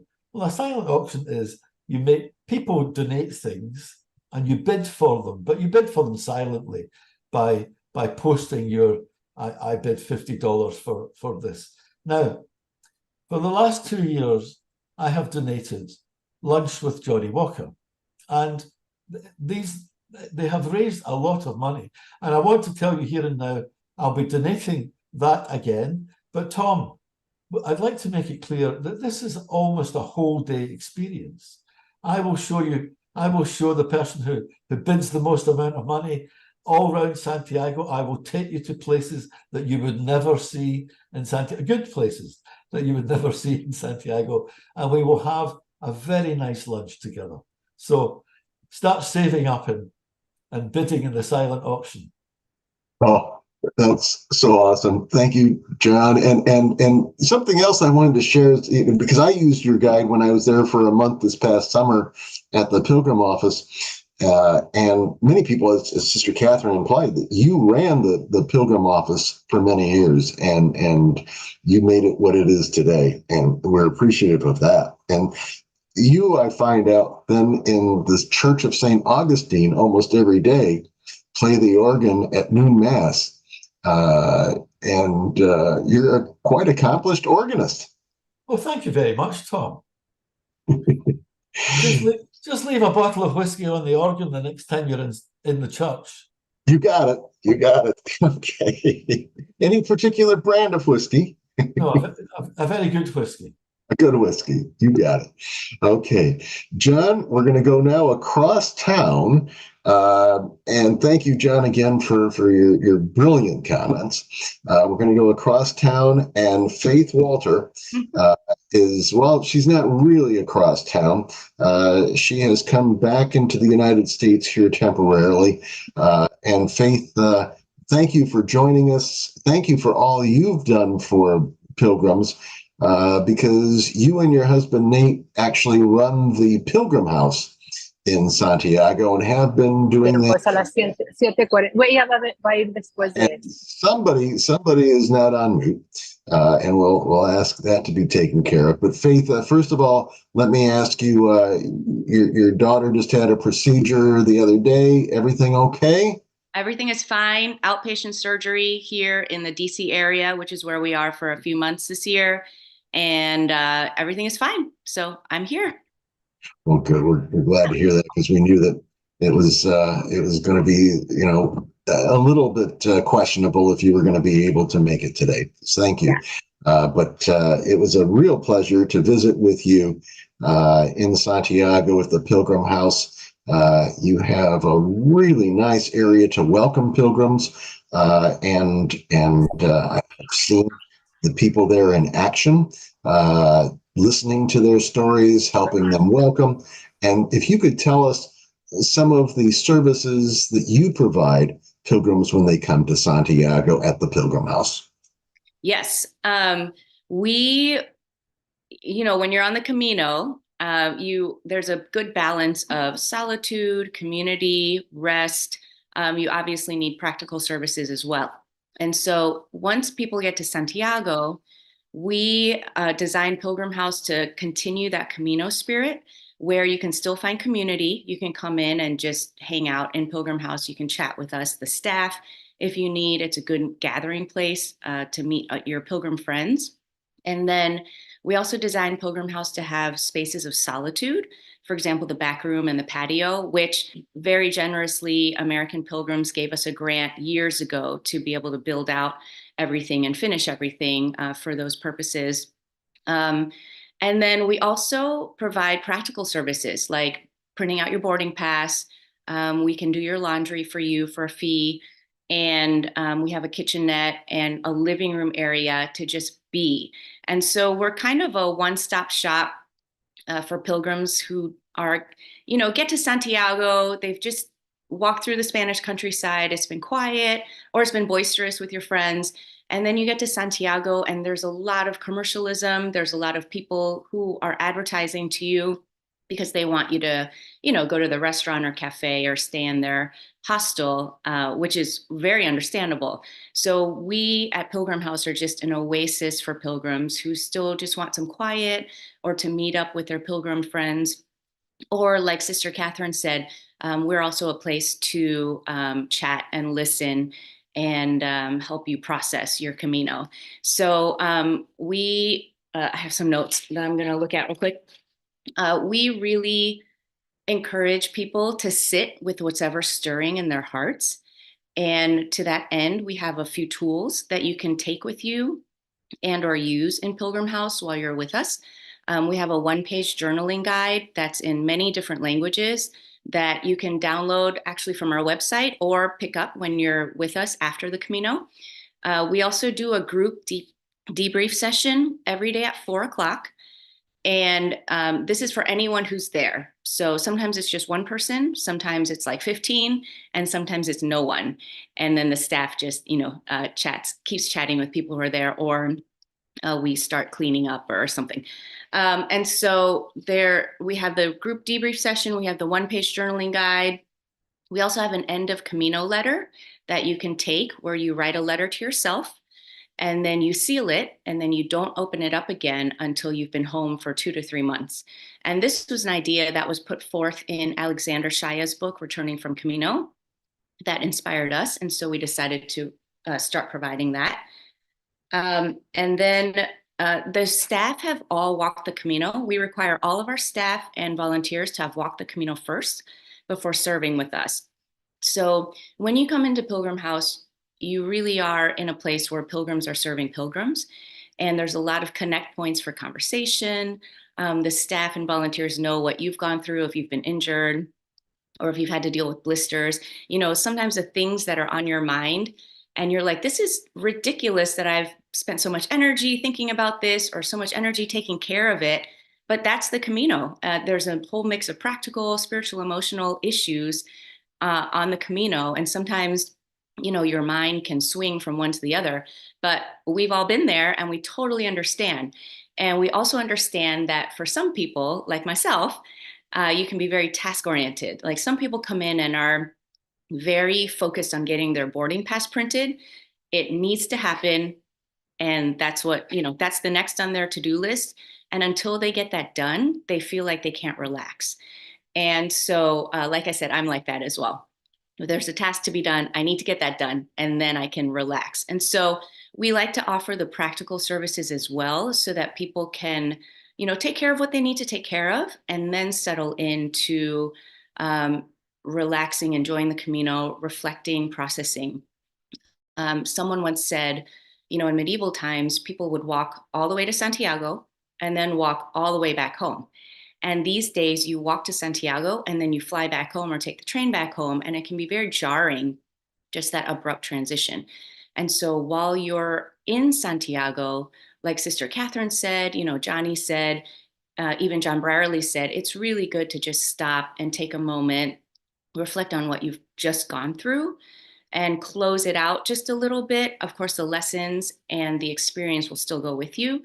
But it's good to just take a moment, celebrate, close it out, and any anxieties or thoughts you have, about going home to kind of jot those down or reflect on that.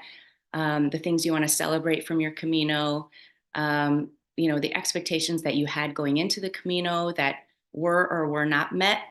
Sometimes it's nice to reflect on those. And so all of those things we believe are important, and we are there to be of service as well if you need it. So one practical thing, we are at Rua Nova, number 19, which is in Old Town. It's a couple of blocks behind the Camino. And we are right in between a great cafe called Cerveceria Rua Bea, which has the best tortilla in the morning. If you order a coffee, you get a big wedge of tortilla. And it's our favorite tortilla, and we're very privileged to be right next door to them. They also have the best sangria at night. And so also very privileged to be right there. Some of you may have already experienced both of those things. And then on the other side of us is the Teatro Principal, so the main theater of Santiago. So we're right in between those. And then on our website, you'll find some more resources like pre-Camino reflection questions. That has questions, for example, do you have any goals for your Camino, physically, spiritually, emotionally? It's okay if you don't have any goals or if you can't think of any, but if you do, it's good to be aware of them so you can evaluate and see if you're putting any undue pressure on yourself to meet that goal. You can evaluate if it's a worthwhile goal, if it's something you want to be purposefully moving towards or thinking about during your Camino, or if it's just something you're like, you know what, I'm not going to worry about that. I'm not going to be anxious about that.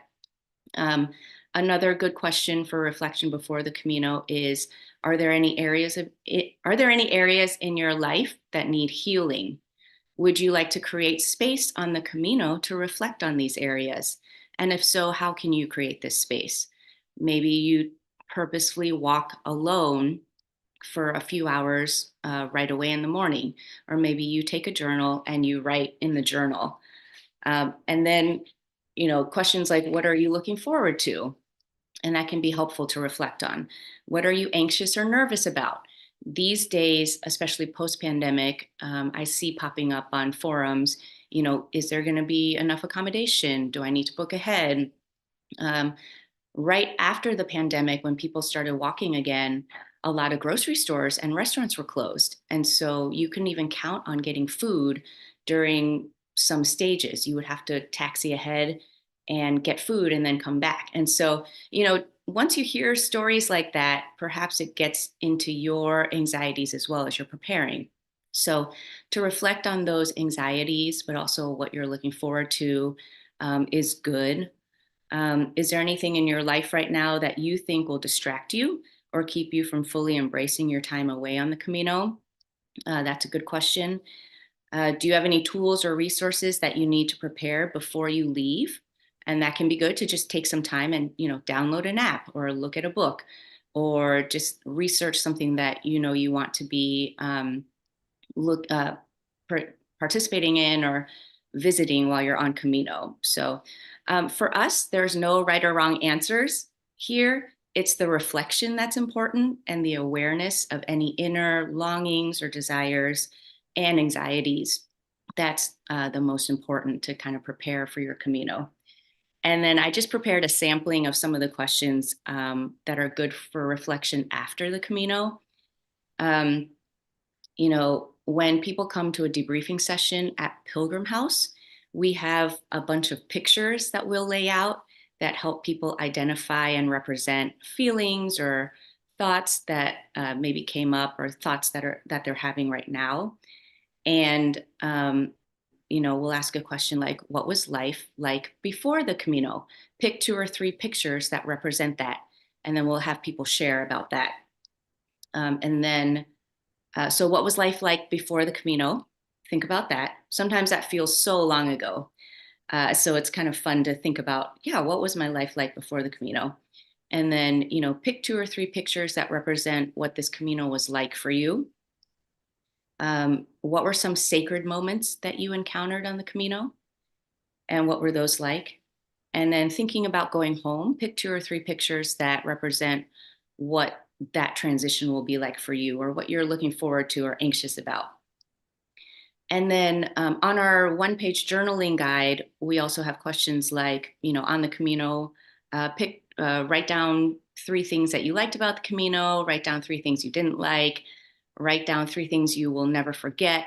And then systematically, it takes you deeper and deeper so that you can reflect and go deeper.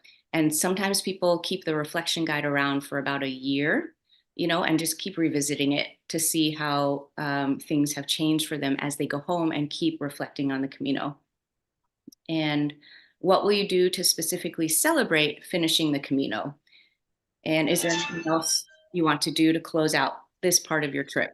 So just things like that. We always appreciate, as we get older, we always appreciate it when people ask us good questions. And so we've tried to design some tools and resources to do that as well. And we're so thrilled that Camino Companions is there. About the other resources that people have been putting out, in their books, to just help pilgrims engage deeper in the things that they feel are important to them during the Camino and after the Camino. So we're really glad that, we're all in Santiago right now. And the funny thing is that even though Sister Katherine, Lee Brennan, Johnnie Walker, Ivar, we're all in Santiago, but we actually don't see each other very often, which is a little sad to me. At least I don't see them as much as I would love to. So once I get back to Santiago, Lee, Johnnie, and Sister Katherine, we'd love to see you guys again. One more thing before I close out. We do close for the winter. So right now, Pilgrim House just closed last weekend, and we won't reopen again until early March. I'd also like a So we'll be announcing that on the Camino forum and forums once we reopen. So that's about it from me for now. Well, yeah. Also, during that talk, I should ask everyone to make sure that they are muted and that they are muted so that we don't have to strain to hear the speaker talk. But one thing that I thought, Faith, is that something that's beautiful is that you've actually relocated your family to Santiago and you've raised your children there. What a giving and generous thing you've done, and what an experience for them to be growing up in Spain. You want to share just a little bit about that experience? Sure. Yeah. We've been in Santiago, our family, for 16 years now. We spent the first 4 years in La Coruña, working with a church there that invited us to come over. And then after 4 years, we felt ready to move down to Santiago and really get started with a project serving pilgrims. And the kids were young back then. They were, when we moved to Spain, the kids were 4, 2, and 5 months old. And then when we were in La Coruña, we had 1 more. So it was it was crazy and a bit overwhelming. But you're Superwoman. Yeah, no, not at all. There were many days, I ignored my children so that I could get projects done, which now I know is not good. But the kids have loved growing up, learning Spanish, learning Gallego, because they've been in public schools. We are so close to other countries, so we get to travel and just experience other cultures. So I think they really have enjoyed just being there. Our 2 oldest boys are now in college in the US. And I think that transition has been as expected. It's been really difficult in some areas and just really good in other areas. So it's been a journey for our family. And what has made it easier has been Skype. When we first moved to Spain, we could Skype with our parents and the grandparents could see them. And then the grandparents could come visit. And so the accessibility that we had to either travel or to just communicate with each other was really, I'm so grateful for that. Because I think if we had moved to Spain, 20, 30 years ago, it would have been more letters. Maybe traveling would have been a bit more difficult. My parents are from Taiwan, and I was born in the US. And I remember visiting my grandparents only every other year for, a month or two. And so I did not get to know my grandparents the same that my kids have gotten to know their grandparents. So I'm really grateful for that continued connection. Well, we're grateful for you, Faith. And Pilgrim House is not a place. Some people were saying, oh, how do I make a reservation to stay there? No, you are not a place to stay. You are a place to visit and a place to process your Camino and to get help and support and so forth. But it's not a place to stay. And it is a nonprofit. And the organization that helps support you is? Yep. Going back just 1 second, because I completely failed to mention that. We don't have beds. We're just a center that's open during the day. We're a welcome center. When we are open, we're open from 10 a.m. to 6 p.m. And so 10 to 6, we're open. When we're open, please do come and visit and just spend time in Pilgrim House as you need. We are closed on Wednesdays for meetings and Sundays for personal staff rest. So just wanted to get that out there. We are employees of One Collective, which is a faith-based nonprofit organization based out of Illinois. And we have been employees with One Collective since, for 17 years. We love them. They have different ministries all around the world. And one of them is Pilgrim House. So we are very well, the setup is good. It was amazing and inspirational, Faith, to visit you at Pilgrim House this past summer, and then to see how well you process people and you listen to people, you bring up those questions. And I saw people in tears as they talked to your staff, just because it was such a heartfelt experience of sharing their pilgrimage there at the Pilgrim House. So thank you for all you do, Faith. We wish you and your family well and continued success and inspiration there at Pilgrim House in Santiago. Thank you, Tom. Muchas gracias and buen camino. Buen camino. Okay, right on time. We're now going to go to Leigh, and Leigh is now in Santiago. And it's good to see your smiling face, Leigh. You've been waiting for this. We've been talking about you. I know that you were on earlier, especially when we were talking to Gemma Brierley.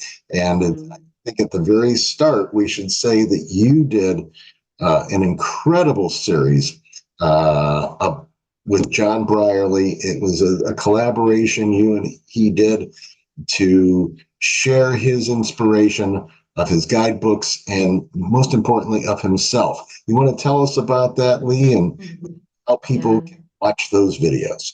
Yeah, well, I first want to say thank you, Tom, for inviting me to be a part of this. And I wish I could see everyone's faces right now. I miss everyone back in the States, and it would just be terrific to see all your faces, but know that I'm thinking of you.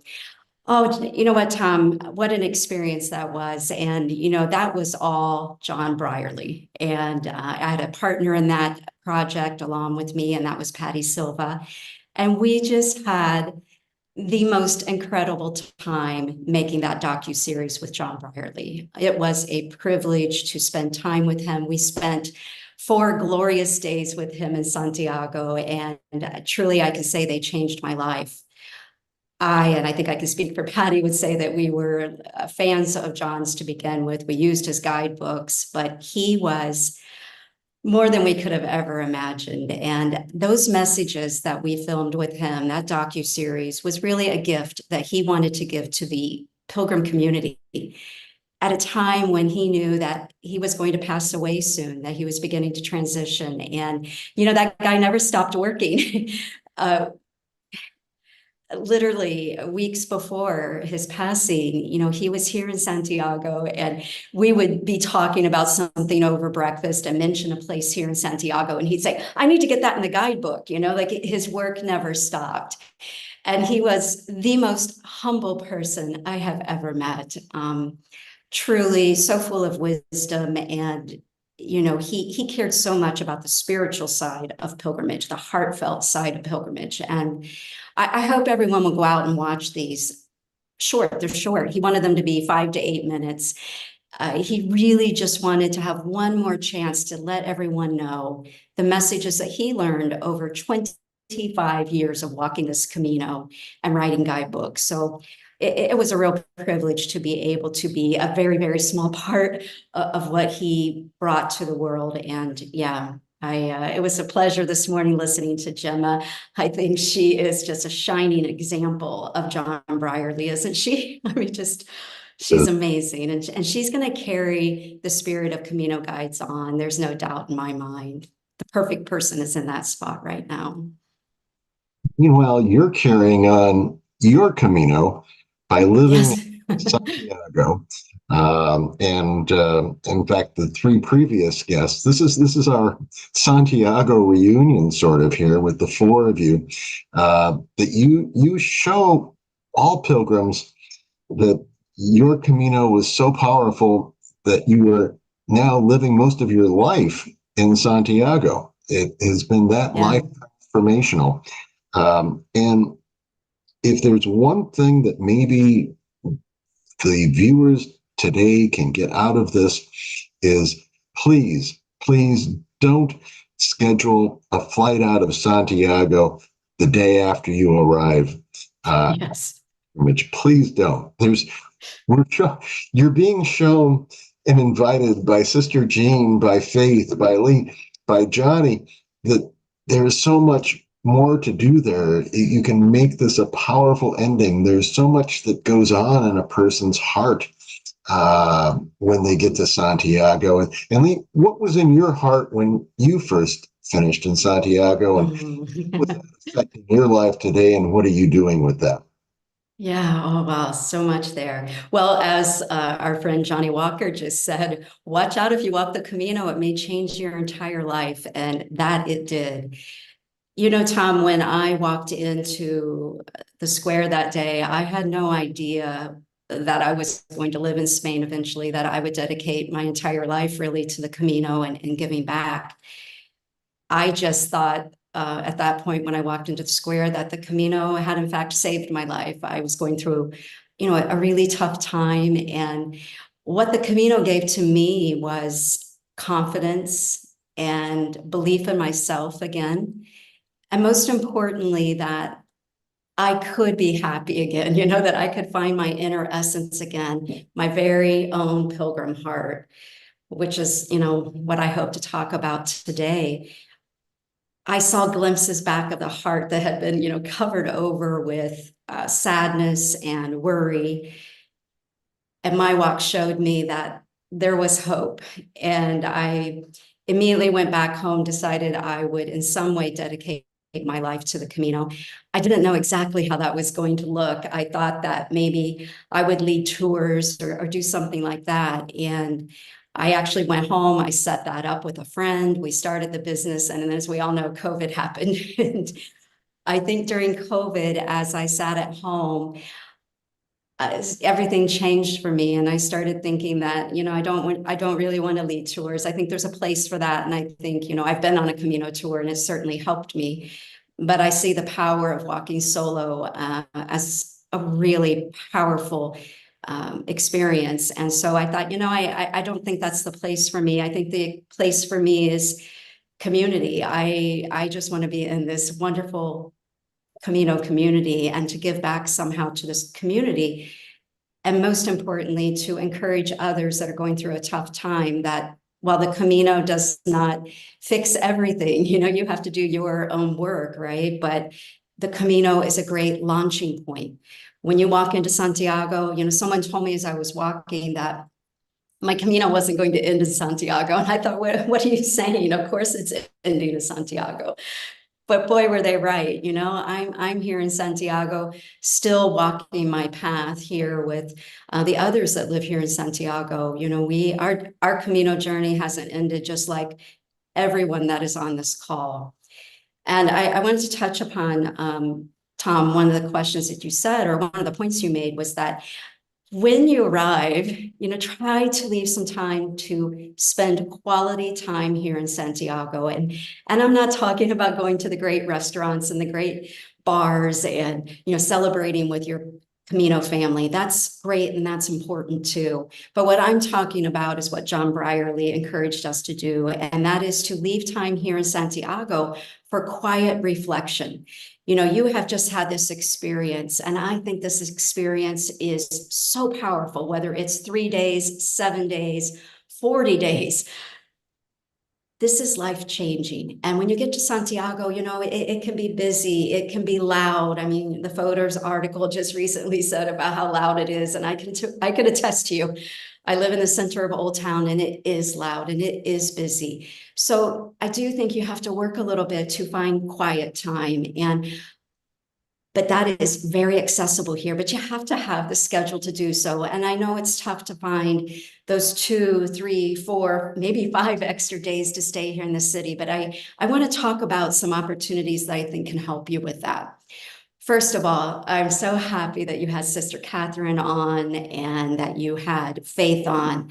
I really want to encourage everyone, if you haven't yet visited those 2 places, please do when you come to Santiago.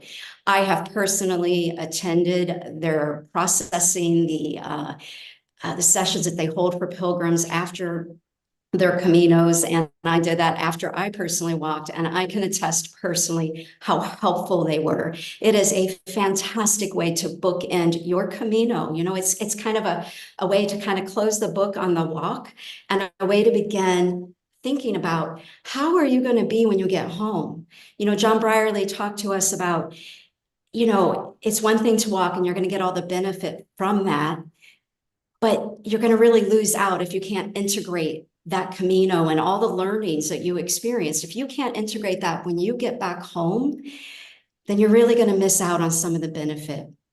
So I strongly encourage you to visit with Sister Katherine and with Faith and Nate and their amazing staff. You know, Father Manny does Mass in English every morning, except for Wednesdays at 10:30. And it is one of the most special Masses I think I have ever attended. I've gone several times. The Mass is in English, but beyond that, you know, Manny is a pilgrim, just like Sister Katherine and Faith and Nate. And he just brings such a lovely Mass to us. I mean, being able to go up and light a candle and say an intention, what a way to end your Camino, right? Right here in Santiago. So make time to go to that. And then right after that Mass, go up to Sister Katherine's office up at the Pilgrim office, spend some time with her and the volunteers there, you know, just having tea and having a circle. It's amazing. And then go back later for the processing circle. It is, I can't tell you the things I've witnessed when I've been in that room with Sister Katherine and her staff, the things I saw other people experiencing and the things I experienced myself. Same thing about Faith and Nate. Nate did a Camino processing for Patty and I when we walked from Osebrero to Sarria around Easter. And we came back and, you know, we just wanted to try it out. And, you know, we were a little nervous before going because we didn't know what it was going to be like. And I got to tell you, it was absolutely amazing. But these are experiences, you know, I want to say you got to be here a couple of days, right? Because you're going to arrive and let's face it, you're probably going to want to shop a little. You're going to want that special souvenir. You're going to want to go to Mass at the cathedral. You're going to want to go up and hug St. James. Thank goodness we can do that again. And you're going to, you know, want to go out to dinner with your pilgrim friends. So you need that extra time so that you can manage to go both to Camino Companions and to Pilgrim House.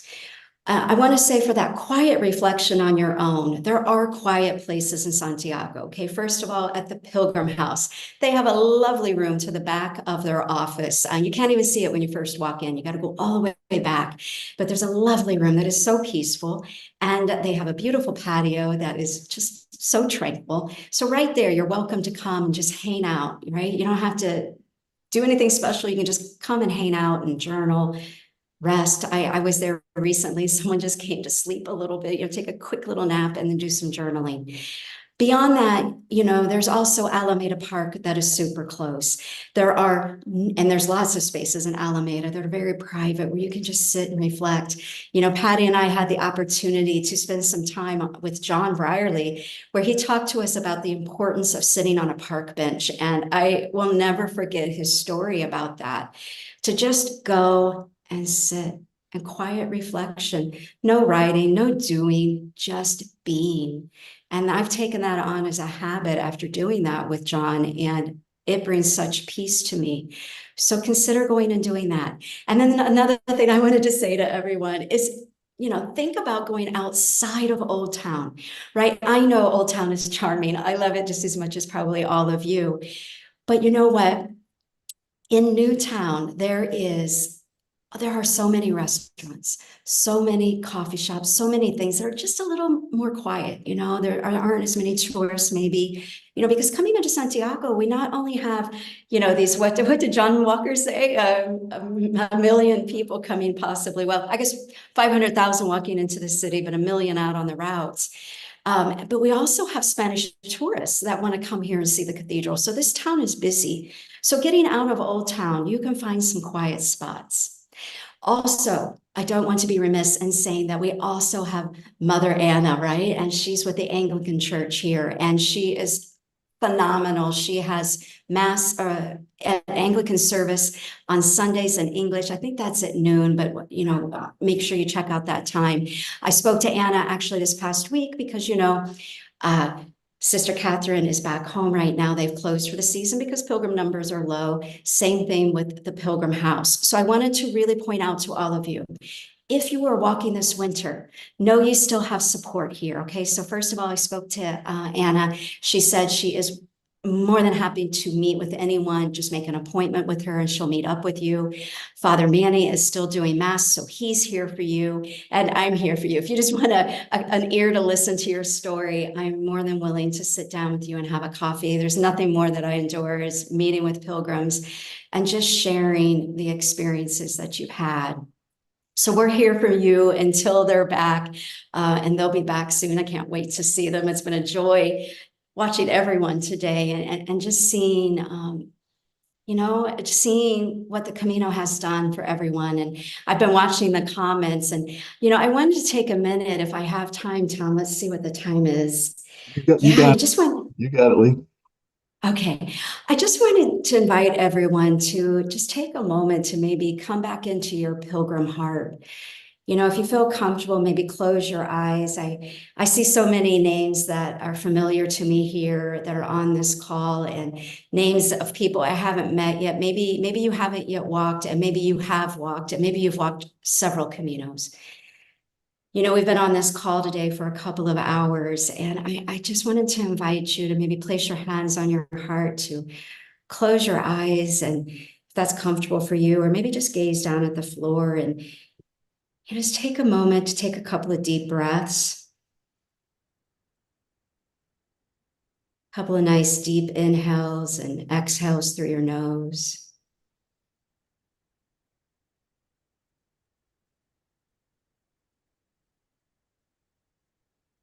And let's just take a big Camino pilgrim breath together.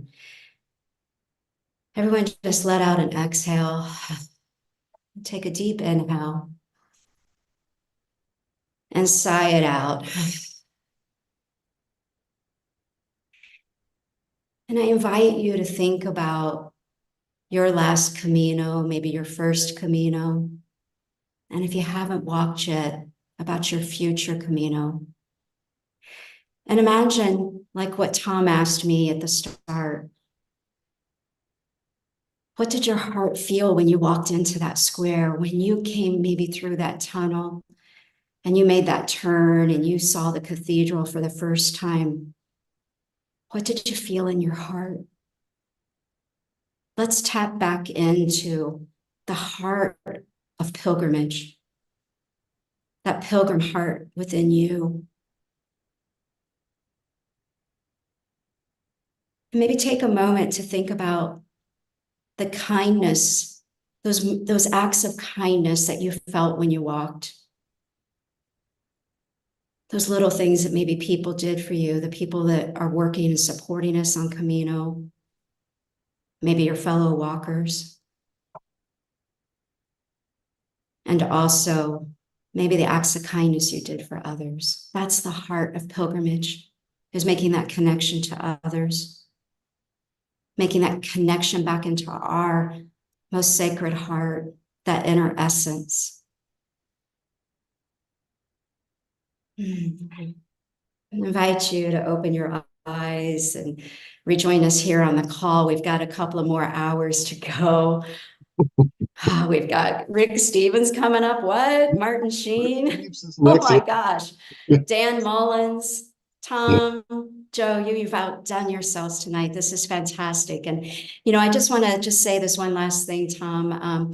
Think about, as veteran pilgrims, I think we have been given a special gift and special responsibility to come back and give back to this Camino community. And that's what Tom's doing here. That's what Joe, that's what Steve, that's what Dave, that's what Johnnie Walker, Nate, Faith, and Sister Katherine and Gemma, we're all giving back here. And I encourage you all to do the same. You have an opportunity to come back to this great Camino and give back in the smallest ways. Maybe it's just a smile. Maybe it's an act of random kindness, buying somebody's coffee and they don't even know you're getting ready to do it. Maybe it's coming back and walking for a week on the slower parts of the Camino Frances, and then taking a week to volunteer at Ribadizo or at the Pilgrim House or with Sister Katherine. That will enrich your life as a Camino pilgrim, probably unlike anything else. Tom did it. I saw this amazing experience and change in him when he came. Tom, when you came to work in the Pilgrim office, Steve and Carol coming and working at Ribadizo. There's so much opportunity to give back once you've walked. So I hope and encourage everyone to think about, how can you share your pilgrim heart as a veteran of the Camino? And if you're walking for the first time, there's ways that you can do that as well, very small ways. It's all about the intention that you bring to your Camino, that intention overall, and that intention that you bring every morning. So I wish you all the best. I hope, who's coming? Who am I going to see at the gathering? I cannot wait for the gathering. We're all going to be so much fun. All in Texas, yes, and coming in March. So we look forward to that, and probably maybe the best transition right now is to say, keep on your pilgrimage, because Rick Steves, with his travel radio and television programs for public radio and broadcasting, he always says, keep on traveling, but we're keep on your Camino, keep on your pilgrimage. And so Leigh, thank you. And now, if you don't mind, we're going to go over to Rick Steves. Yes, please. Thank you, everyone. Bye. Thank you, Leigh. Thank you. So I know that Rick is standing by. Rick, you just called me a little while ago. That was so kind of you. We were in the middle of our conversation, and I feel like we're almost in your Monday night video that I've been so happy to join you so many times on your Monday night travel sessions. You've probably heard here at the very beginning, Rick, that we were talking about pilgrimage. We're talking about the Camino, which is very different than I shouldn't say just traveling, but is more unusual than traveling. But you, in your own way, you have done a service to the people that are on the Camino. You featured the Camino several times on your radio programs. You have featured the Camino on your TV series multiple times. So thank you for that. And you're the travel expert. You tell us that traveling widens our world, changes our perspective, helps us appreciate others. And earlier we heard from the Camino authors that the pilgrimage helps us find ourselves by doing a pilgrimage.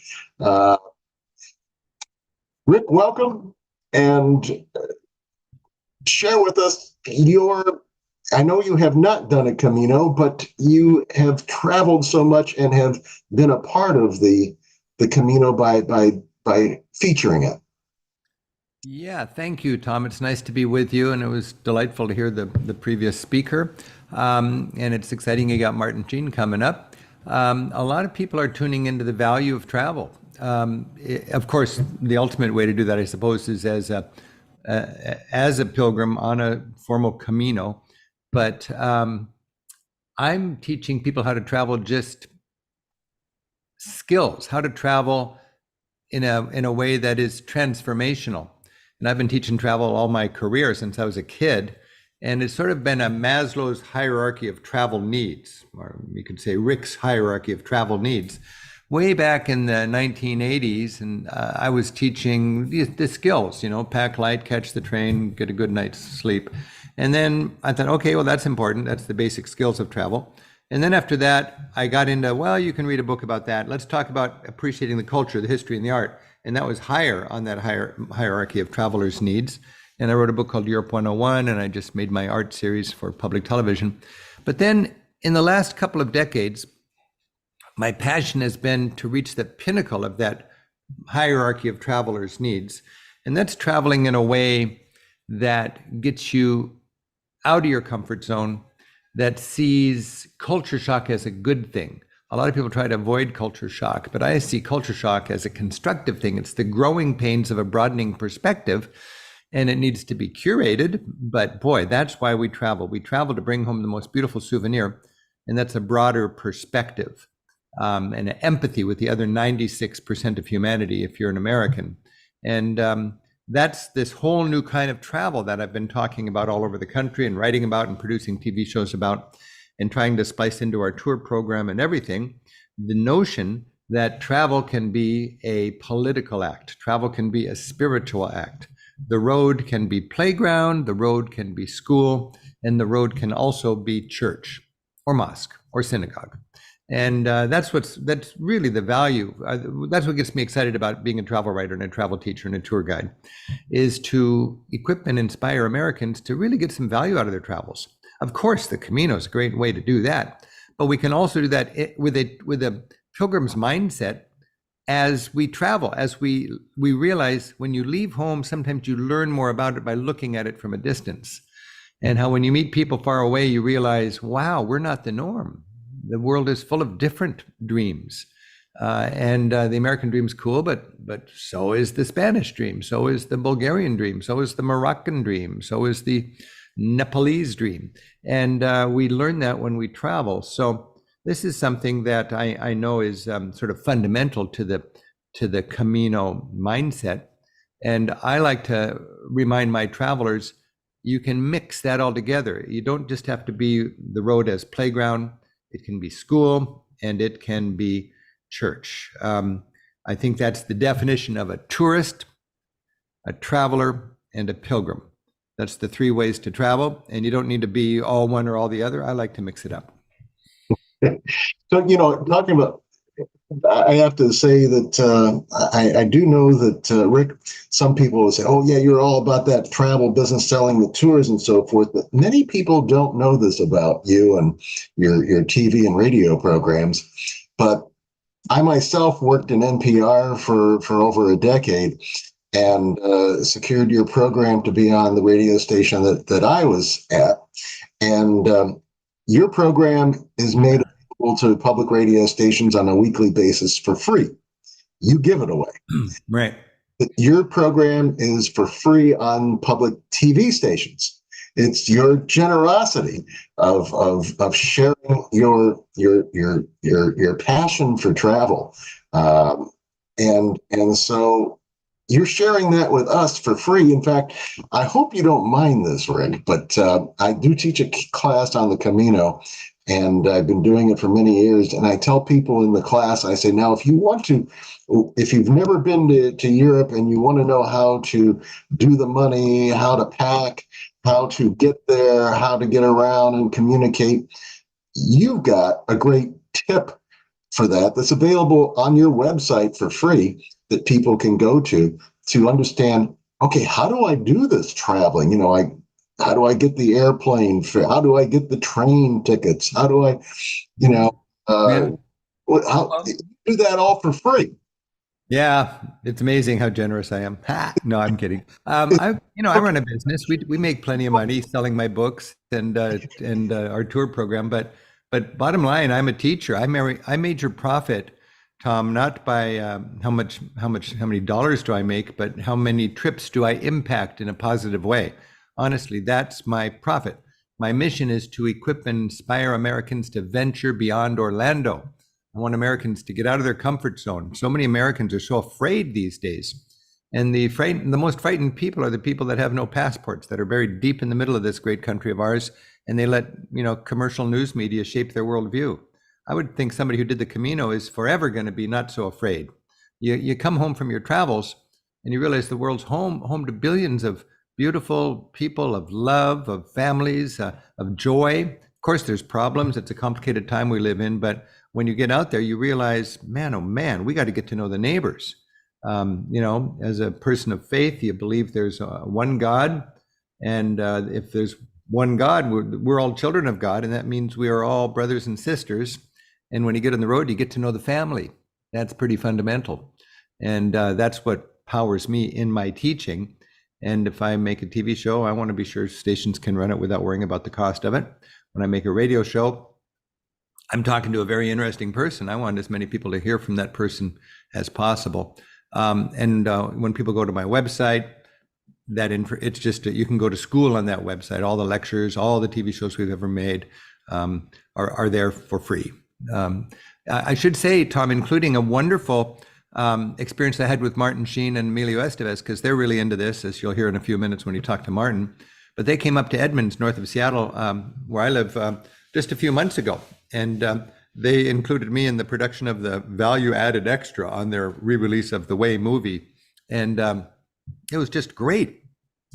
And anybody can go to my website, and on the homepage, there's a thing called Classroom Europe. It's my gift for teachers, where I've cut my 150 TV shows into about 600 little 3 or 4 or 5 minute video clips, and just type it in and bam, you've got that for the classroom.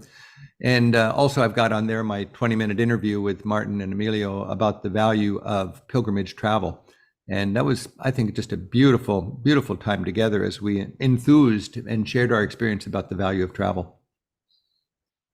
So somebody just put in chat here that they said today's tourist is tomorrow's pilgrim. Are we reflecting on that coming from a travel writer? Well, today's tourist is tomorrow's wherever that traveler goes. I mean, you've got to have, when you're a tourist,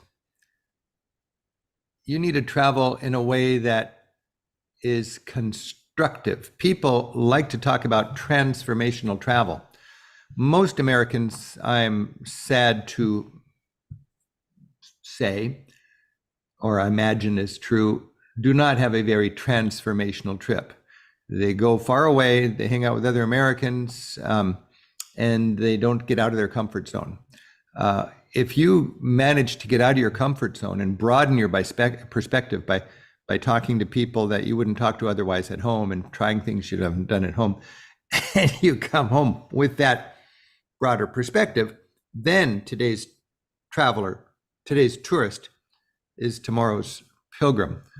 But you've got to travel intending to broaden your perspective. It is sad that a lot of people travel halfway around the world and they stay in a high-rise American hotel and they golf with high-rise American travelers, and they come home, all they've contributed is carbon to the atmosphere, But if you travel and you get out of your comfort zone and you try new things and you risk shaking up your preconceptions, I love that. I mean, I've had a lot of pilgrim type experiences in my travels just from the people I've met. I think a great thing about travel is you meet, when you go to, my richest travel experiences, Tom, have been when I go to places I'm not supposed to go. Cuba, Iran, Palestine. If Americans had passports, we would have a much different political landscape in this country.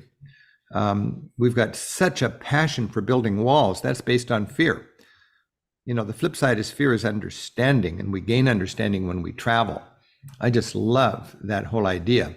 And then you come home with more of a passion for building bridges and less of a passion for building walls.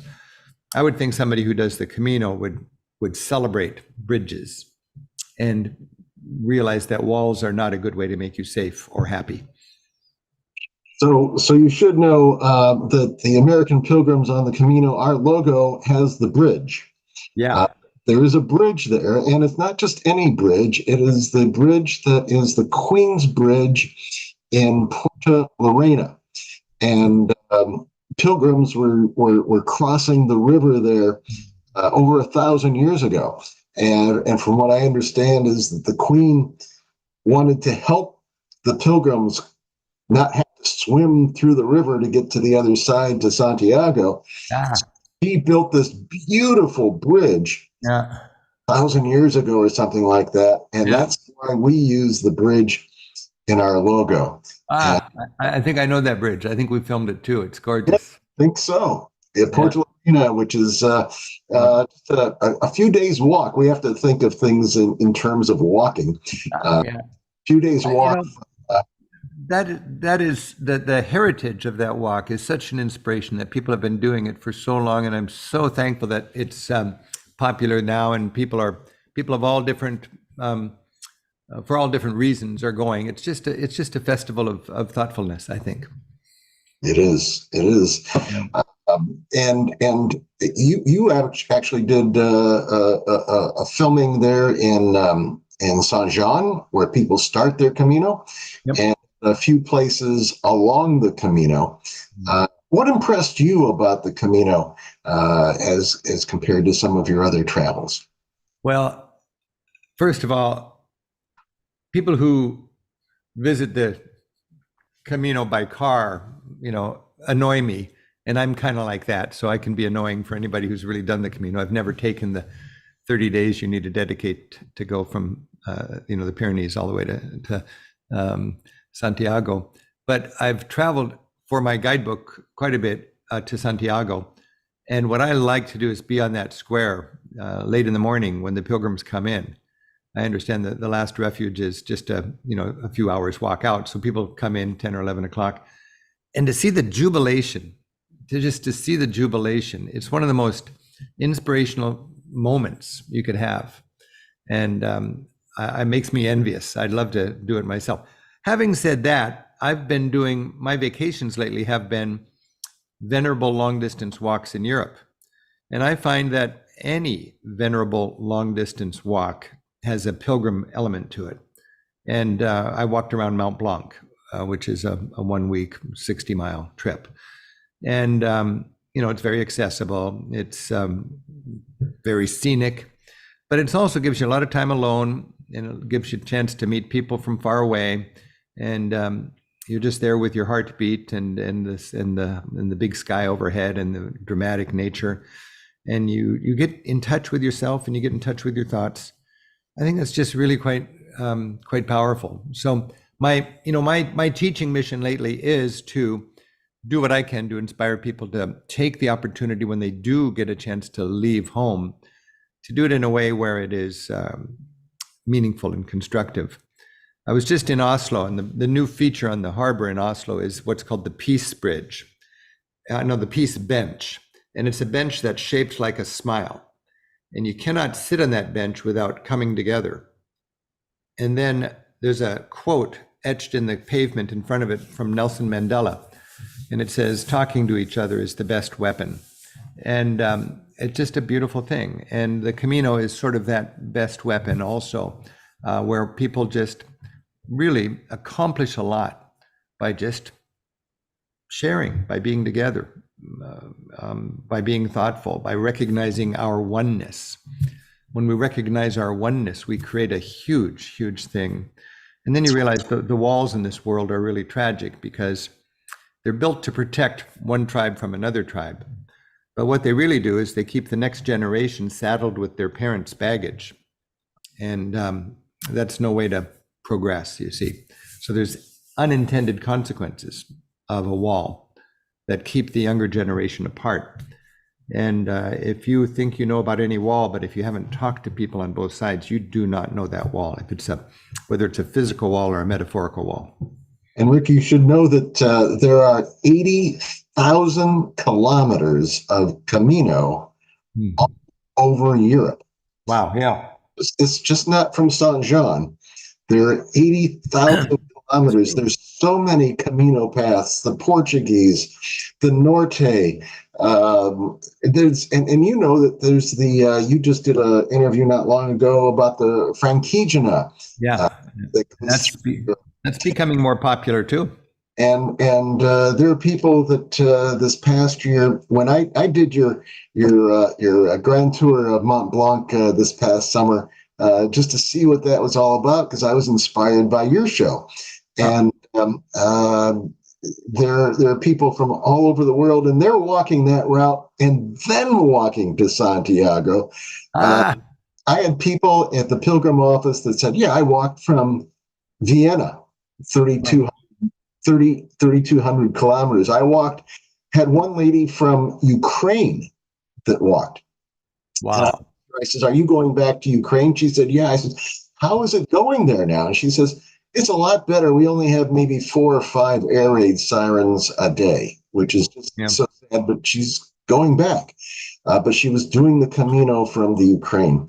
So there are a lot of Caminos. I have got a question for you as we're waiting for our friend Martin Sheen to come on.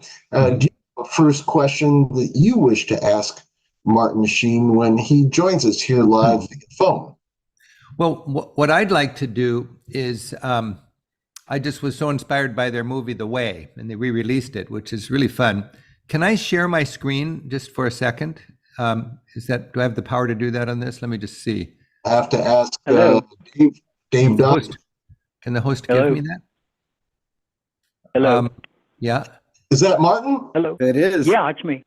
Oh, Yeah. Martin. Let's go right to Martin, Rick, if you don't mind. Great. Oh yeah, Martin Sheen. We've got Rick. Hey, how are you? So Martin, Rick, so much for joining us. I know you've got a busy schedule today, and you are joining us via your phone. yes, I am. Yeah. And maybe the very first question is, what inspired you to make the movie about the way?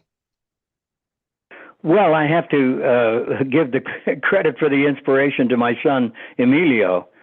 His son, Taylor, my grandson, was working for me as an assistant.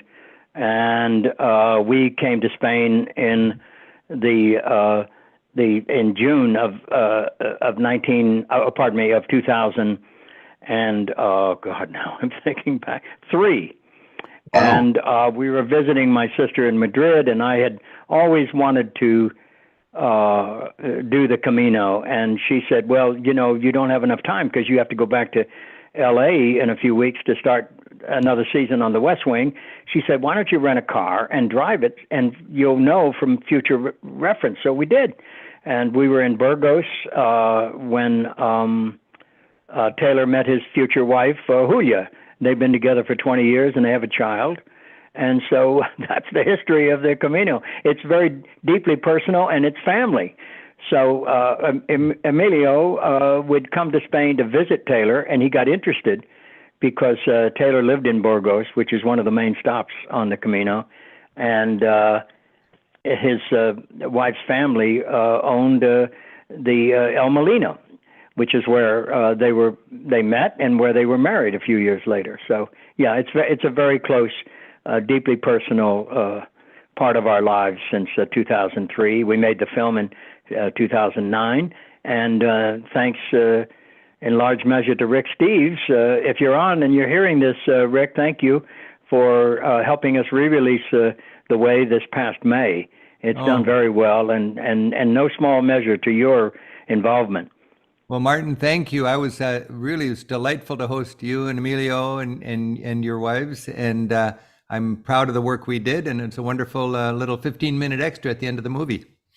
Yes, it is. Yeah, thanks for mentioning that. On the new DVDs of The Way, the interview Rick and Emilio and I did at Rick's home, and with his expertise and generosity, it's on the new DVD. So it's an added plus.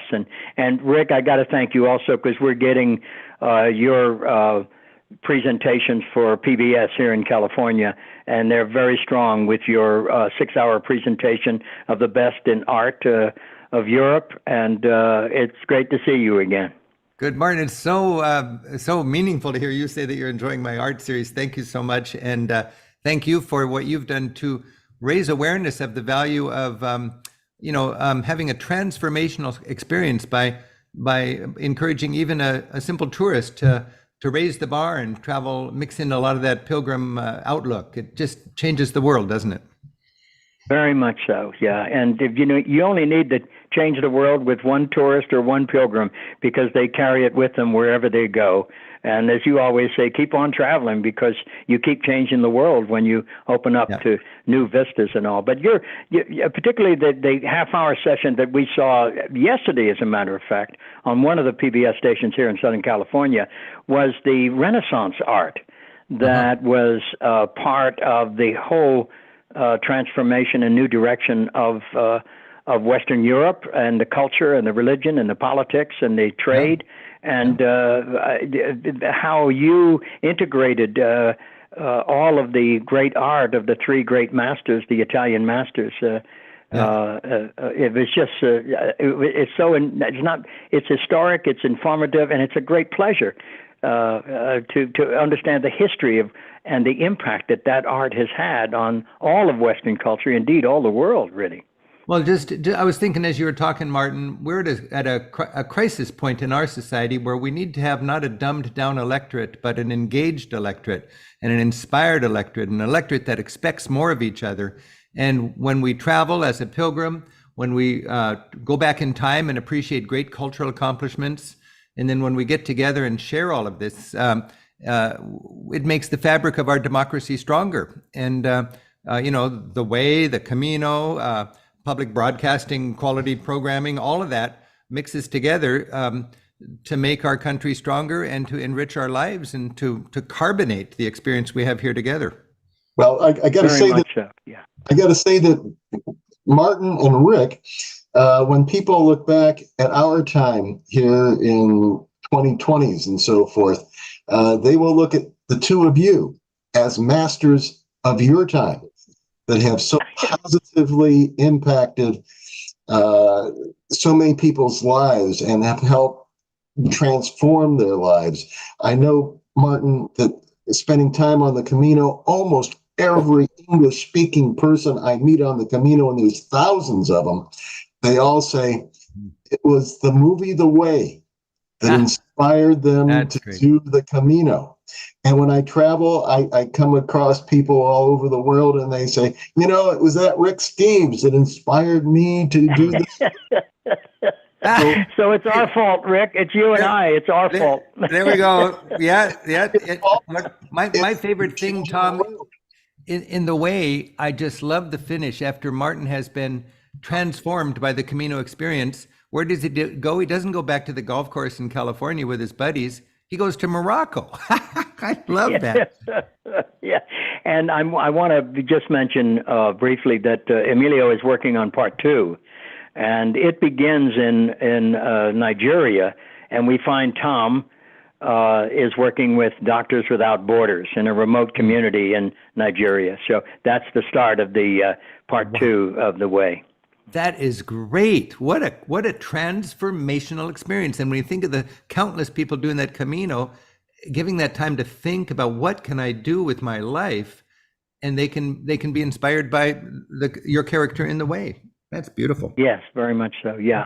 Martin, we're really looking forward to it. Produce that. You were talking about that when we talked on the phone the other day. When will you produce that second version? Well, Emilio is hoping to get the funding, which he's hard at work now. It's always so difficult when you're not backed by a studio or a big name producer. So he's scraping it out again, just like he did with the previous one. And he's hoping to get it together by January, and we would begin filming in the spring. So if he's not able to get the funding in time, then we'll have to wait until the fall, which is actually when we did the original Way. It was in the fall of 2009. So if we had So is Emilio planning on Dr. Tom to come back to Spain and come back on the Camino? Yes, very much so. Yeah, it's I don't want to spoil the journey, but yeah, he comes back to the Camino. The return of Dr. Tom. I love it. Yeah, for sure. Yeah. Mm-hmm. But you have to have a lighter backpack this time. Yes, well, I'm 10 years older and 10 pounds heavier, so yeah, I'm gonna need a smaller backpack. Yeah, lighter backpack. So yeah, for sure. That's, so we joked about that. We joked about that in our little thing where Martin actually put heavy stuff in his bag so he could act the way a pilgrim would act. And I admitted I just put pillows in my backpack when you see me on TV. But you always know when the bag is light or almost empty in movies, and I said, no, you're going to see me struggle with this thing, And one time I remember the property master took some stuff out and I said, oh, no. And I because when I put it on, I knew it was lighter. I said, no, I've got away with this thing now. No, we have to put that stuff back. So they did. Yeah. And, yeah, it was what a real pilgrim would have to carry. But what's interesting is so often, and I'm sure you'll confirm this, Tom, that so many pilgrims start out with so much stuff. I mean, there are people come with hair dryers and all kinds of extraneous things and extra clothes and shoes and socks and sweaters and all that. And they end up depositing them, leaving them along the way. As you go through all the refugios, you find piles of used stuff that you can make use of, because people have said the further they go, the lighter they want to travel. They don't need all the stuff. They trust if they need something, they'll find it on the way.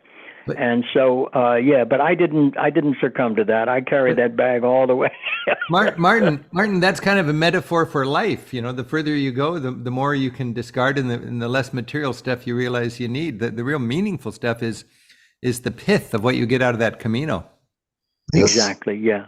Exactly. Yeah. And the journey is really it's an equal journey to our true selves. It's a transcendent. It's the journey to our own consciousness, our own heart, our own humanity, and we begin to reflect ourselves. And when we see our true selves reflected in others, and that's what we call community, and that's really what pilgrimage is all about. You can't do it on your own. I mean, you have to make the journey, but you're supported, and you're required to support others when you can, So it's about community, and it's about living an honest life in the long run, isn't it?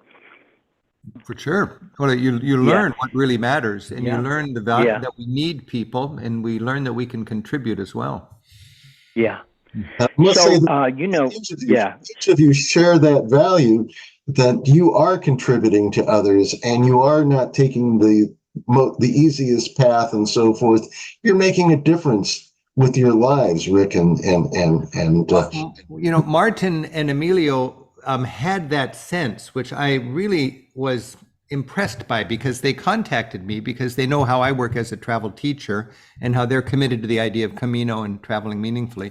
And they actually came up to Seattle on a little pilgrimage of its own, and we got together. And the conversation we had was one of the high points that I can remember of my work and my life. That we got together and we got to actually have the camera rolling, and the conversation that came out of that exceeded my wildest hopes. It was really special. It was really good because we were enjoying some very nice Spanish jamon and some good wine, and we just let it roll, didn't we, Martin? Oh, you bet. Yeah, it was such a wonderful addition. And a inspiration for us. And we could not believe, Tom, I'm telling you this, Emilio said, well, we should call Rick. I said, you'll never get a hold of it. Do you realize who that man is and how in demand he is? And I think you answered the phone, didn't you, Steve, when Emilio called? Yeah. No, well, first of all, it was how we got together was really fun, because it was just I was just blindsided by the whole project, and it was like audacious that you wanted to get it done as quick as you did, and you guys put it together, and we pulled it off, didn't we, Martin? Well, thanks in large measure to you and your wife, and all of your colleagues there. We were just astonished at your organization there and the number of people that work for you. And I love your phrase you just said. You are a travel teacher. Yeah. That's a very good description of what you do when you you take these tours out. But when you go yourself, so what you see through things, and that's what's so exciting. Every time we see you, even when we see the earlier reruns, that we always see stuff and hear stuff that we never saw before. And when we see you, we brag about you, and say, oh, well, you can see an interview we did with him on the Wave new video. So we're so grateful to you, Steve. And Tom, I think I mentioned to you yesterday that since we spoke, I got an invitation to go to New York. So I'm leaving in just about 40 minutes to give a very special award to a very special man, Jimmy Carter, in New York. Oh. And so hopefully I'll be doing that tomorrow night on the CNN Hero Awards with Anderson Cooper. So I'm going to have to ring off now to get ready for that journey, another pilgrimage. And so I want to thank you. I'm really surprised. I didn't know you were going to be on, Steve, so I get a chance to thank you again and say how much we appreciate it. And I'm looking forward to the 6-hour gift that you're giving for contributions on the PBS station. So thank you for that. Oh, good. And, Tom, thank you so much. Yeah.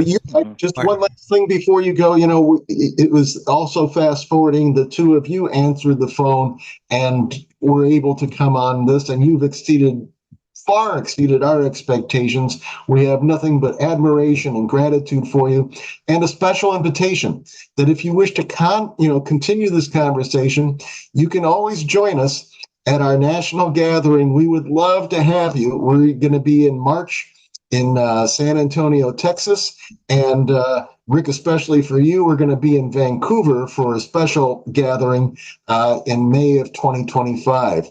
So we'll keep you posted. Oh, great. Okay. Well, we'll be there in spirit for sure, right, Martin? You bet. Yeah. And while you're in Texas, Tom, please make mention of the Warriors on the Way. That's Father Stephen Rendall's group. He takes veterans from military veterans, combat veterans from Iran and Afghanistan, and they have been doing this healing tour once a year. They take about 30 combat veterans, and they have this extraordinary journey of healing. And so he's stationed in Texas, as you know. So I want to mention that. Yeah. He's actually been a keynote speaker at our gatherings for like 3 or 4 years now. Okay. Yeah. You're way ahead of me. He's given a talk about how light he travels, even with his little mask kit that he does. He's got it down to a science. He travels very lightly, and he's inspirational speeches. So thank you both for joining us and for your inspiration. And we just can't thank you enough for all the inspiration you've given us and continue to give us. Thank you, gentlemen. Nice to be with you, Martin. Buen Camino. And Rick, thank you so much, and keep on traveling. Keep on traveling. All right. God bless. Bye-bye. Bye-bye, all. Bye-bye. Thank you again. Bye-bye. No, we don't want folks to go away because we do have another guest coming up. And thank you, Rick. Thank you for your time. And we'll tell people that if you can go to the Rick Steves website to see the video that he did with Martin. Our next guest, though, is coming up, and that is the very famous inspirational professor of the Camino, and that is George Greenia. We call him the professor of the Camino because you were one of the very first professors at a college, William and Mary. You were one of the first to teach so much about medieval studies and about Caminos, and you're our expert. And you've been to all of our gatherings and given inspirational talks. And George, welcome today. Thank you so much. It's incredible to be following Rick Steves and Martin Sheen. This is all of your guests today. We've got George Greenia. All of your guests today have been phenomenal people that really inspire as well as educate. So joining other educators and great figures in the Camino tradition is really a tremendous pleasure. I'm going to just speak for maybe 5 or 10 minutes on the theme of why the Camino de Santiago has become an international model. It's not just what we do on our little trips individually. This has really become the prestige model for the entire world. So I'm so happy to share that. I gave a few slides, PowerPoint slides, to Dave Dantzler. If he can bring them up, that would be fine. Otherwise, I'll just offer a few remarks of my own. Good presentations always have teasers and spoilers. So here are yours today. The word for today for American pilgrims is obviously pilgrim, but that's not the word of the year for 2023. Several major dictionaries tell us that the word of the year in English is AI, which is better than in German, whose word of the year is crisis mode. But one English dictionary, the Merriam-Webster, has chosen a different word, and that word is authentic. And that's where you come in. You may think that you're going on a trek on the Camino de Santiago as a rather private, personalized affair. In fact, you're providing an authentic experience for everyone who travels with you, and even those who just see you. No wonder the folks in Spain love us. We're delivering a huge share of the authenticity even random tourists are looking forward to seeing. In your walking costumes and gentle routines, you're part of the show and a lot more. You know, several of us just returned from the second world meeting of all the Friends of the Camino associations from around the world. American Pilgrims was represented beautifully by Steve Litch and Emilio Escudero. I went to Santiago as an auditor, and apparently mostly for the rain. It was actually glorious. 34 countries sent delegations, about 140 associations, and over 300 total participants. From the Archbishop of Santiago to scholars and journalists to politicians and tourism folks to the Guardia Civil. Anybody who remembers them from the Franco dictatorship, the Guardia Civil in their tri-corner patent leather hats were downright scary. In Santiago in October, just a couple of weeks ago, they came off as some sort of benevolent brotherhood, like friendly lifeguards or park rangers. It was like a moose lodge in Spain. They were showing off their new cell phone apps to help lost pilgrims call for rescue. Well, the association delegates, including Steve Litch and Emilio Escudero, and everyone who wanted to talk to them, made for a happy crowd. We take that for granted and appreciate it. It's what the Camino is all about. Well, other nation states have noticed, and they're jealous. So are the tour managers, service providers, village councils, environmentalists, and churches. Dave, if you could go to the next slide, please. Just so there it is. That was the meeting that we all took part in. It was huge. Everybody wishes they had a Camino in their country. Many have traditional trails and fine monuments, and you probably heard about the trek from Canterbury to Rome. We were just talking about St. Olaf's Way in Norway, the Franciscan Camino from Assisi, the Jesus Trail in Israel. There are already about 40 treks around the world that styled themselves as some sort of Camino de Santiago. And not a few have appropriated Camino as a non-copyrighted brand name. There's a global sense of what the spirit of the Camino is, and everyone admires it. If I have a late career campaign, it's to openly name the legitimate stakeholders of every pilgrimage and encourage them to talk to each other. So Dave, the last slide, these are the legitimate stakeholders in every pilgrimage. And my pitch today, and that's all we need for today for my contribution, is that these 6 are legitimate stakeholders. They have a fair interest. They need to talk to each other. And the Camino de Santiago not only provides a model of successful pilgrimage, places like the meeting that we just came from in Santiago, where Steve Litch and Emilio Escudero and American Pilgrims was really a marquee presence for that entire gathering.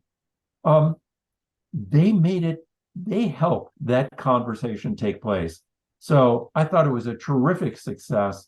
And just so you know who these stakeholders are, there's the pure pilgrims. Nobody's a pure pilgrim. Everybody has a combination of motives, and that's obviously okay. But it's the pilgrim we aspire to be.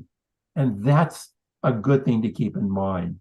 Government officials have a fair say in what's happening. We need goods and services. They need to provide a safety net and protection. You guys out there are grown-ups.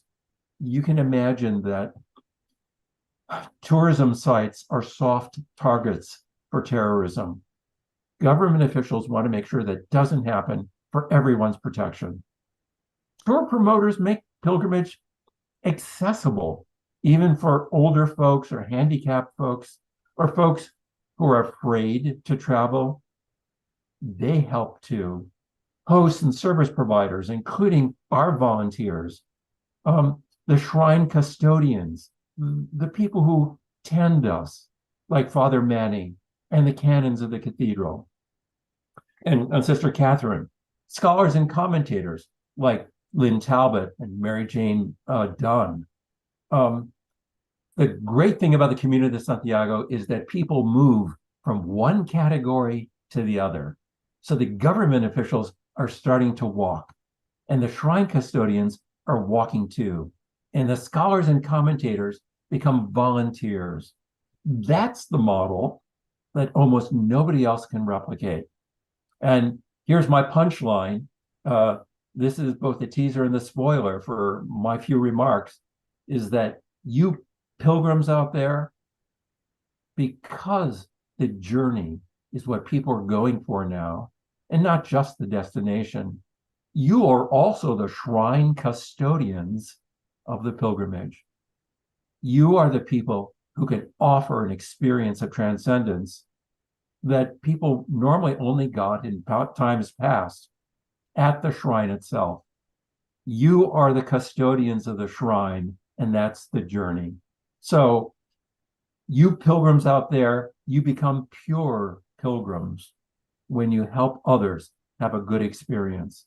It's what Faith and Nate Walsher are doing. It's what Lee Brennan is doing. It's what Sister Katherine is doing. We have now sharing this role as the custodians of the experience. So as stewards of pilgrimage, American Pilgrims is doing a brilliant job of making pilgrimage accessible, available to other people. And that's all I would like to say for today. So thank you. Okay. Happy to take any questions.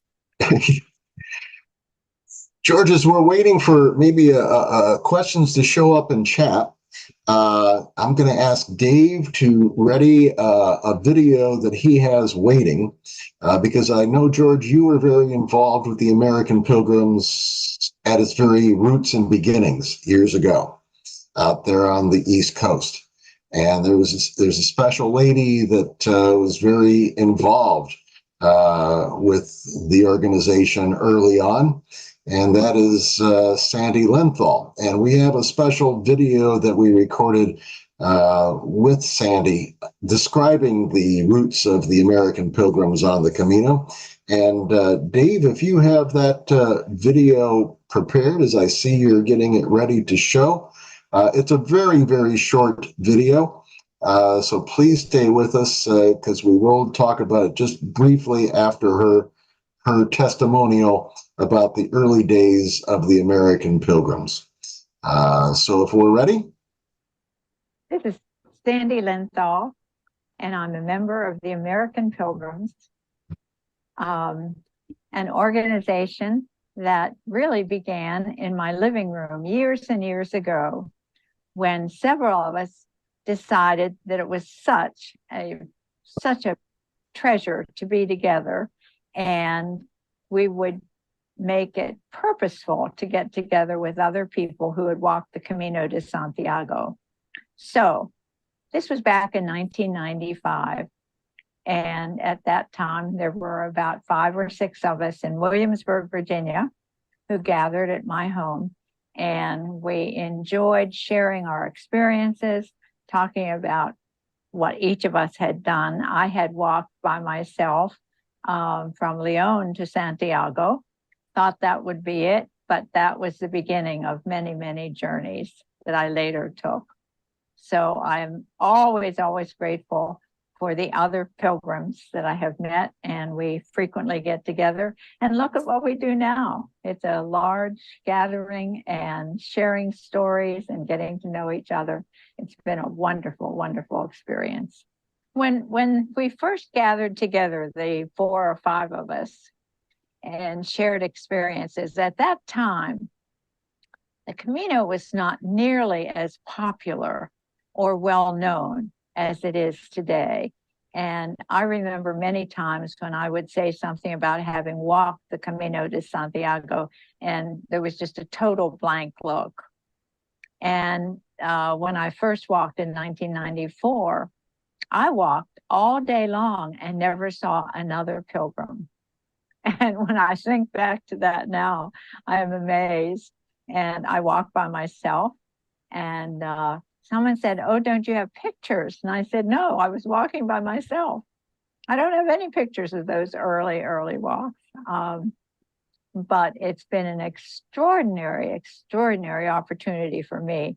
And as I think honestly about it, my walking by myself and doing this as an adventure opened the possibility of many other things that I was willing to try or things to experiment with. It just opened the door to opportunities as I think back, because I had done it successfully and enjoyed it, and I knew it was worthwhile. So it was the beginning of many other opportunities too. The best things now are that some of the very same qualities of experience seem to be expressed when we get together. As I sat down to the table during this weekend and heard from much, much younger people who had just walked recently, I could relate to all of these things they were saying in a way which I kind of sat there and yeah, I remember that. Yep, I remember that. And there is a certain aspect to people who enjoy this experience, that there is a sense of community that gathers very quickly, very quickly. I don't think I felt any strangers in my whole weekend here out of 250 some people. So there's a very wonderful feeling of shared experience and community, I think, that we find.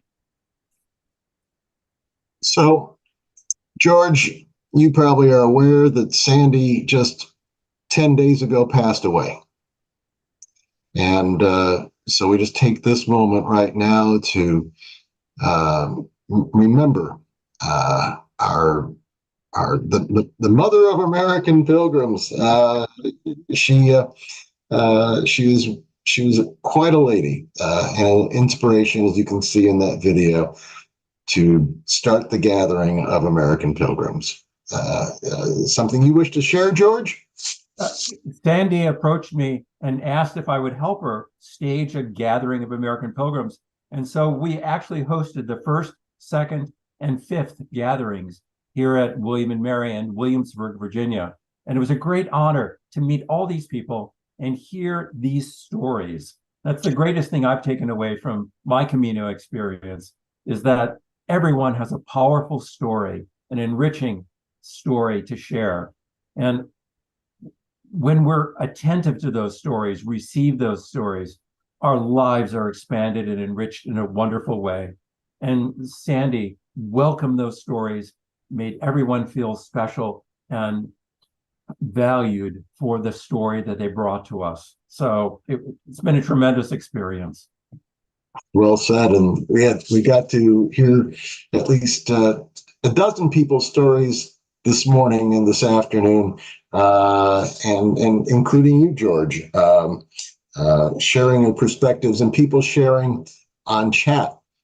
Somebody just asked, George, what is the most important lesson you've learned personally from the Camino? I think you've got that at the tip of your tongue. Certainly that other people's stories are just as interesting as mine. I've got some stories from the Camino, we all do, but listening to those stories is really transformative. And as people lean into conversation at the end of the day, we've shared the walk, the weather, the food. Frequently, there are expressions of faith, conversations about faith, and it's the consensus spirituality that I really value. That, yeah, I believe that too. Yeah, that's important to me too.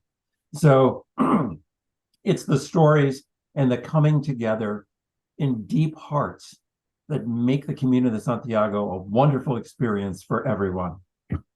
Right. And what I'd like to do is George, because you have been a part of American Pilgrims for so long, I just want for those people that are visiting American Pilgrims that maybe this is their first interaction with them and so forth, because we all were invited to this, as are all invited this evening at 8 o'clock Eastern, 5 o'clock Pacific time, and who knows what time on Sunday morning it is in Australia, because Dan Mullins is going to be joining us, and also a silent pilgrim who now is talking will also be joining us. But the American Pilgrims have put this on for free. We have, without fee, given almost 10,000 credentials this year to pilgrims that are walking. As we speak, the record is being broken for the number of pilgrims that have gotten their Compostelas in Santiago. We're now over 440,000 people that have crossed that finish line into Santiago, which is now exceeding, just now today, or right around now, is exceeding last year's total. And this is not a whole year. And now the number 2 country for pilgrims is the United States of America. And so that is just amazing, with over 30,000 American pilgrims walking into the pilgrim office. You know that, George, the 4 pillars of the American Pilgrims are service, simplicity, gratitude, and community. And all of those things are being serviced by the American Pilgrims. There are the chapters for you to build community, where there are now over 60 chapters, or about 60 chapters. We're getting the 60th one coming on board here very soon, that you can gather with on a regular basis. And as you say, George, you share and you listen to the other stories of your fellow pilgrims. The gathering is a one-time-a-year special event, and I know, George, you've been to almost every gathering that there has been, and including the first one. That has been great. And then beyond the gathering is the giving back. Ruben Mendoza and his team with the grants, they have given almost $100,000 this past year, and in the neighborhood of $1 million over recent years to needy nonprofits across the Camino. That's an important thing. We connect pilgrims with Facebook. There's almost 40,000 pilgrims on Facebook with the official page, plus there are other websites and Facebooks that are connected to the Camino. There's the Hospitalero training, so that you can become a Hospitalero. The only official training to be in the United States is through the American Pilgrims on the Camino.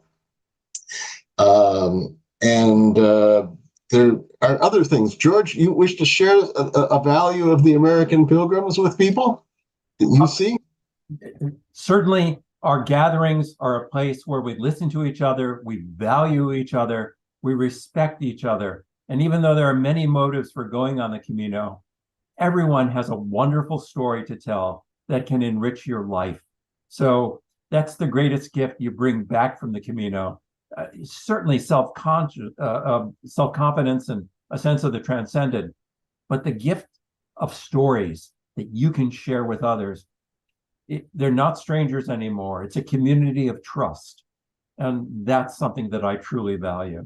So hats off to American Pilgrims on the Camino. You've become the prestige organization for the world. So that is an awesome thing that we are that type of a model for other pilgrimages and other travel around the world. Something that's on the inside of your free, no-fee credential that you received from the American Pilgrims. There's something that I want to share. It says, "The spirit of the Camino.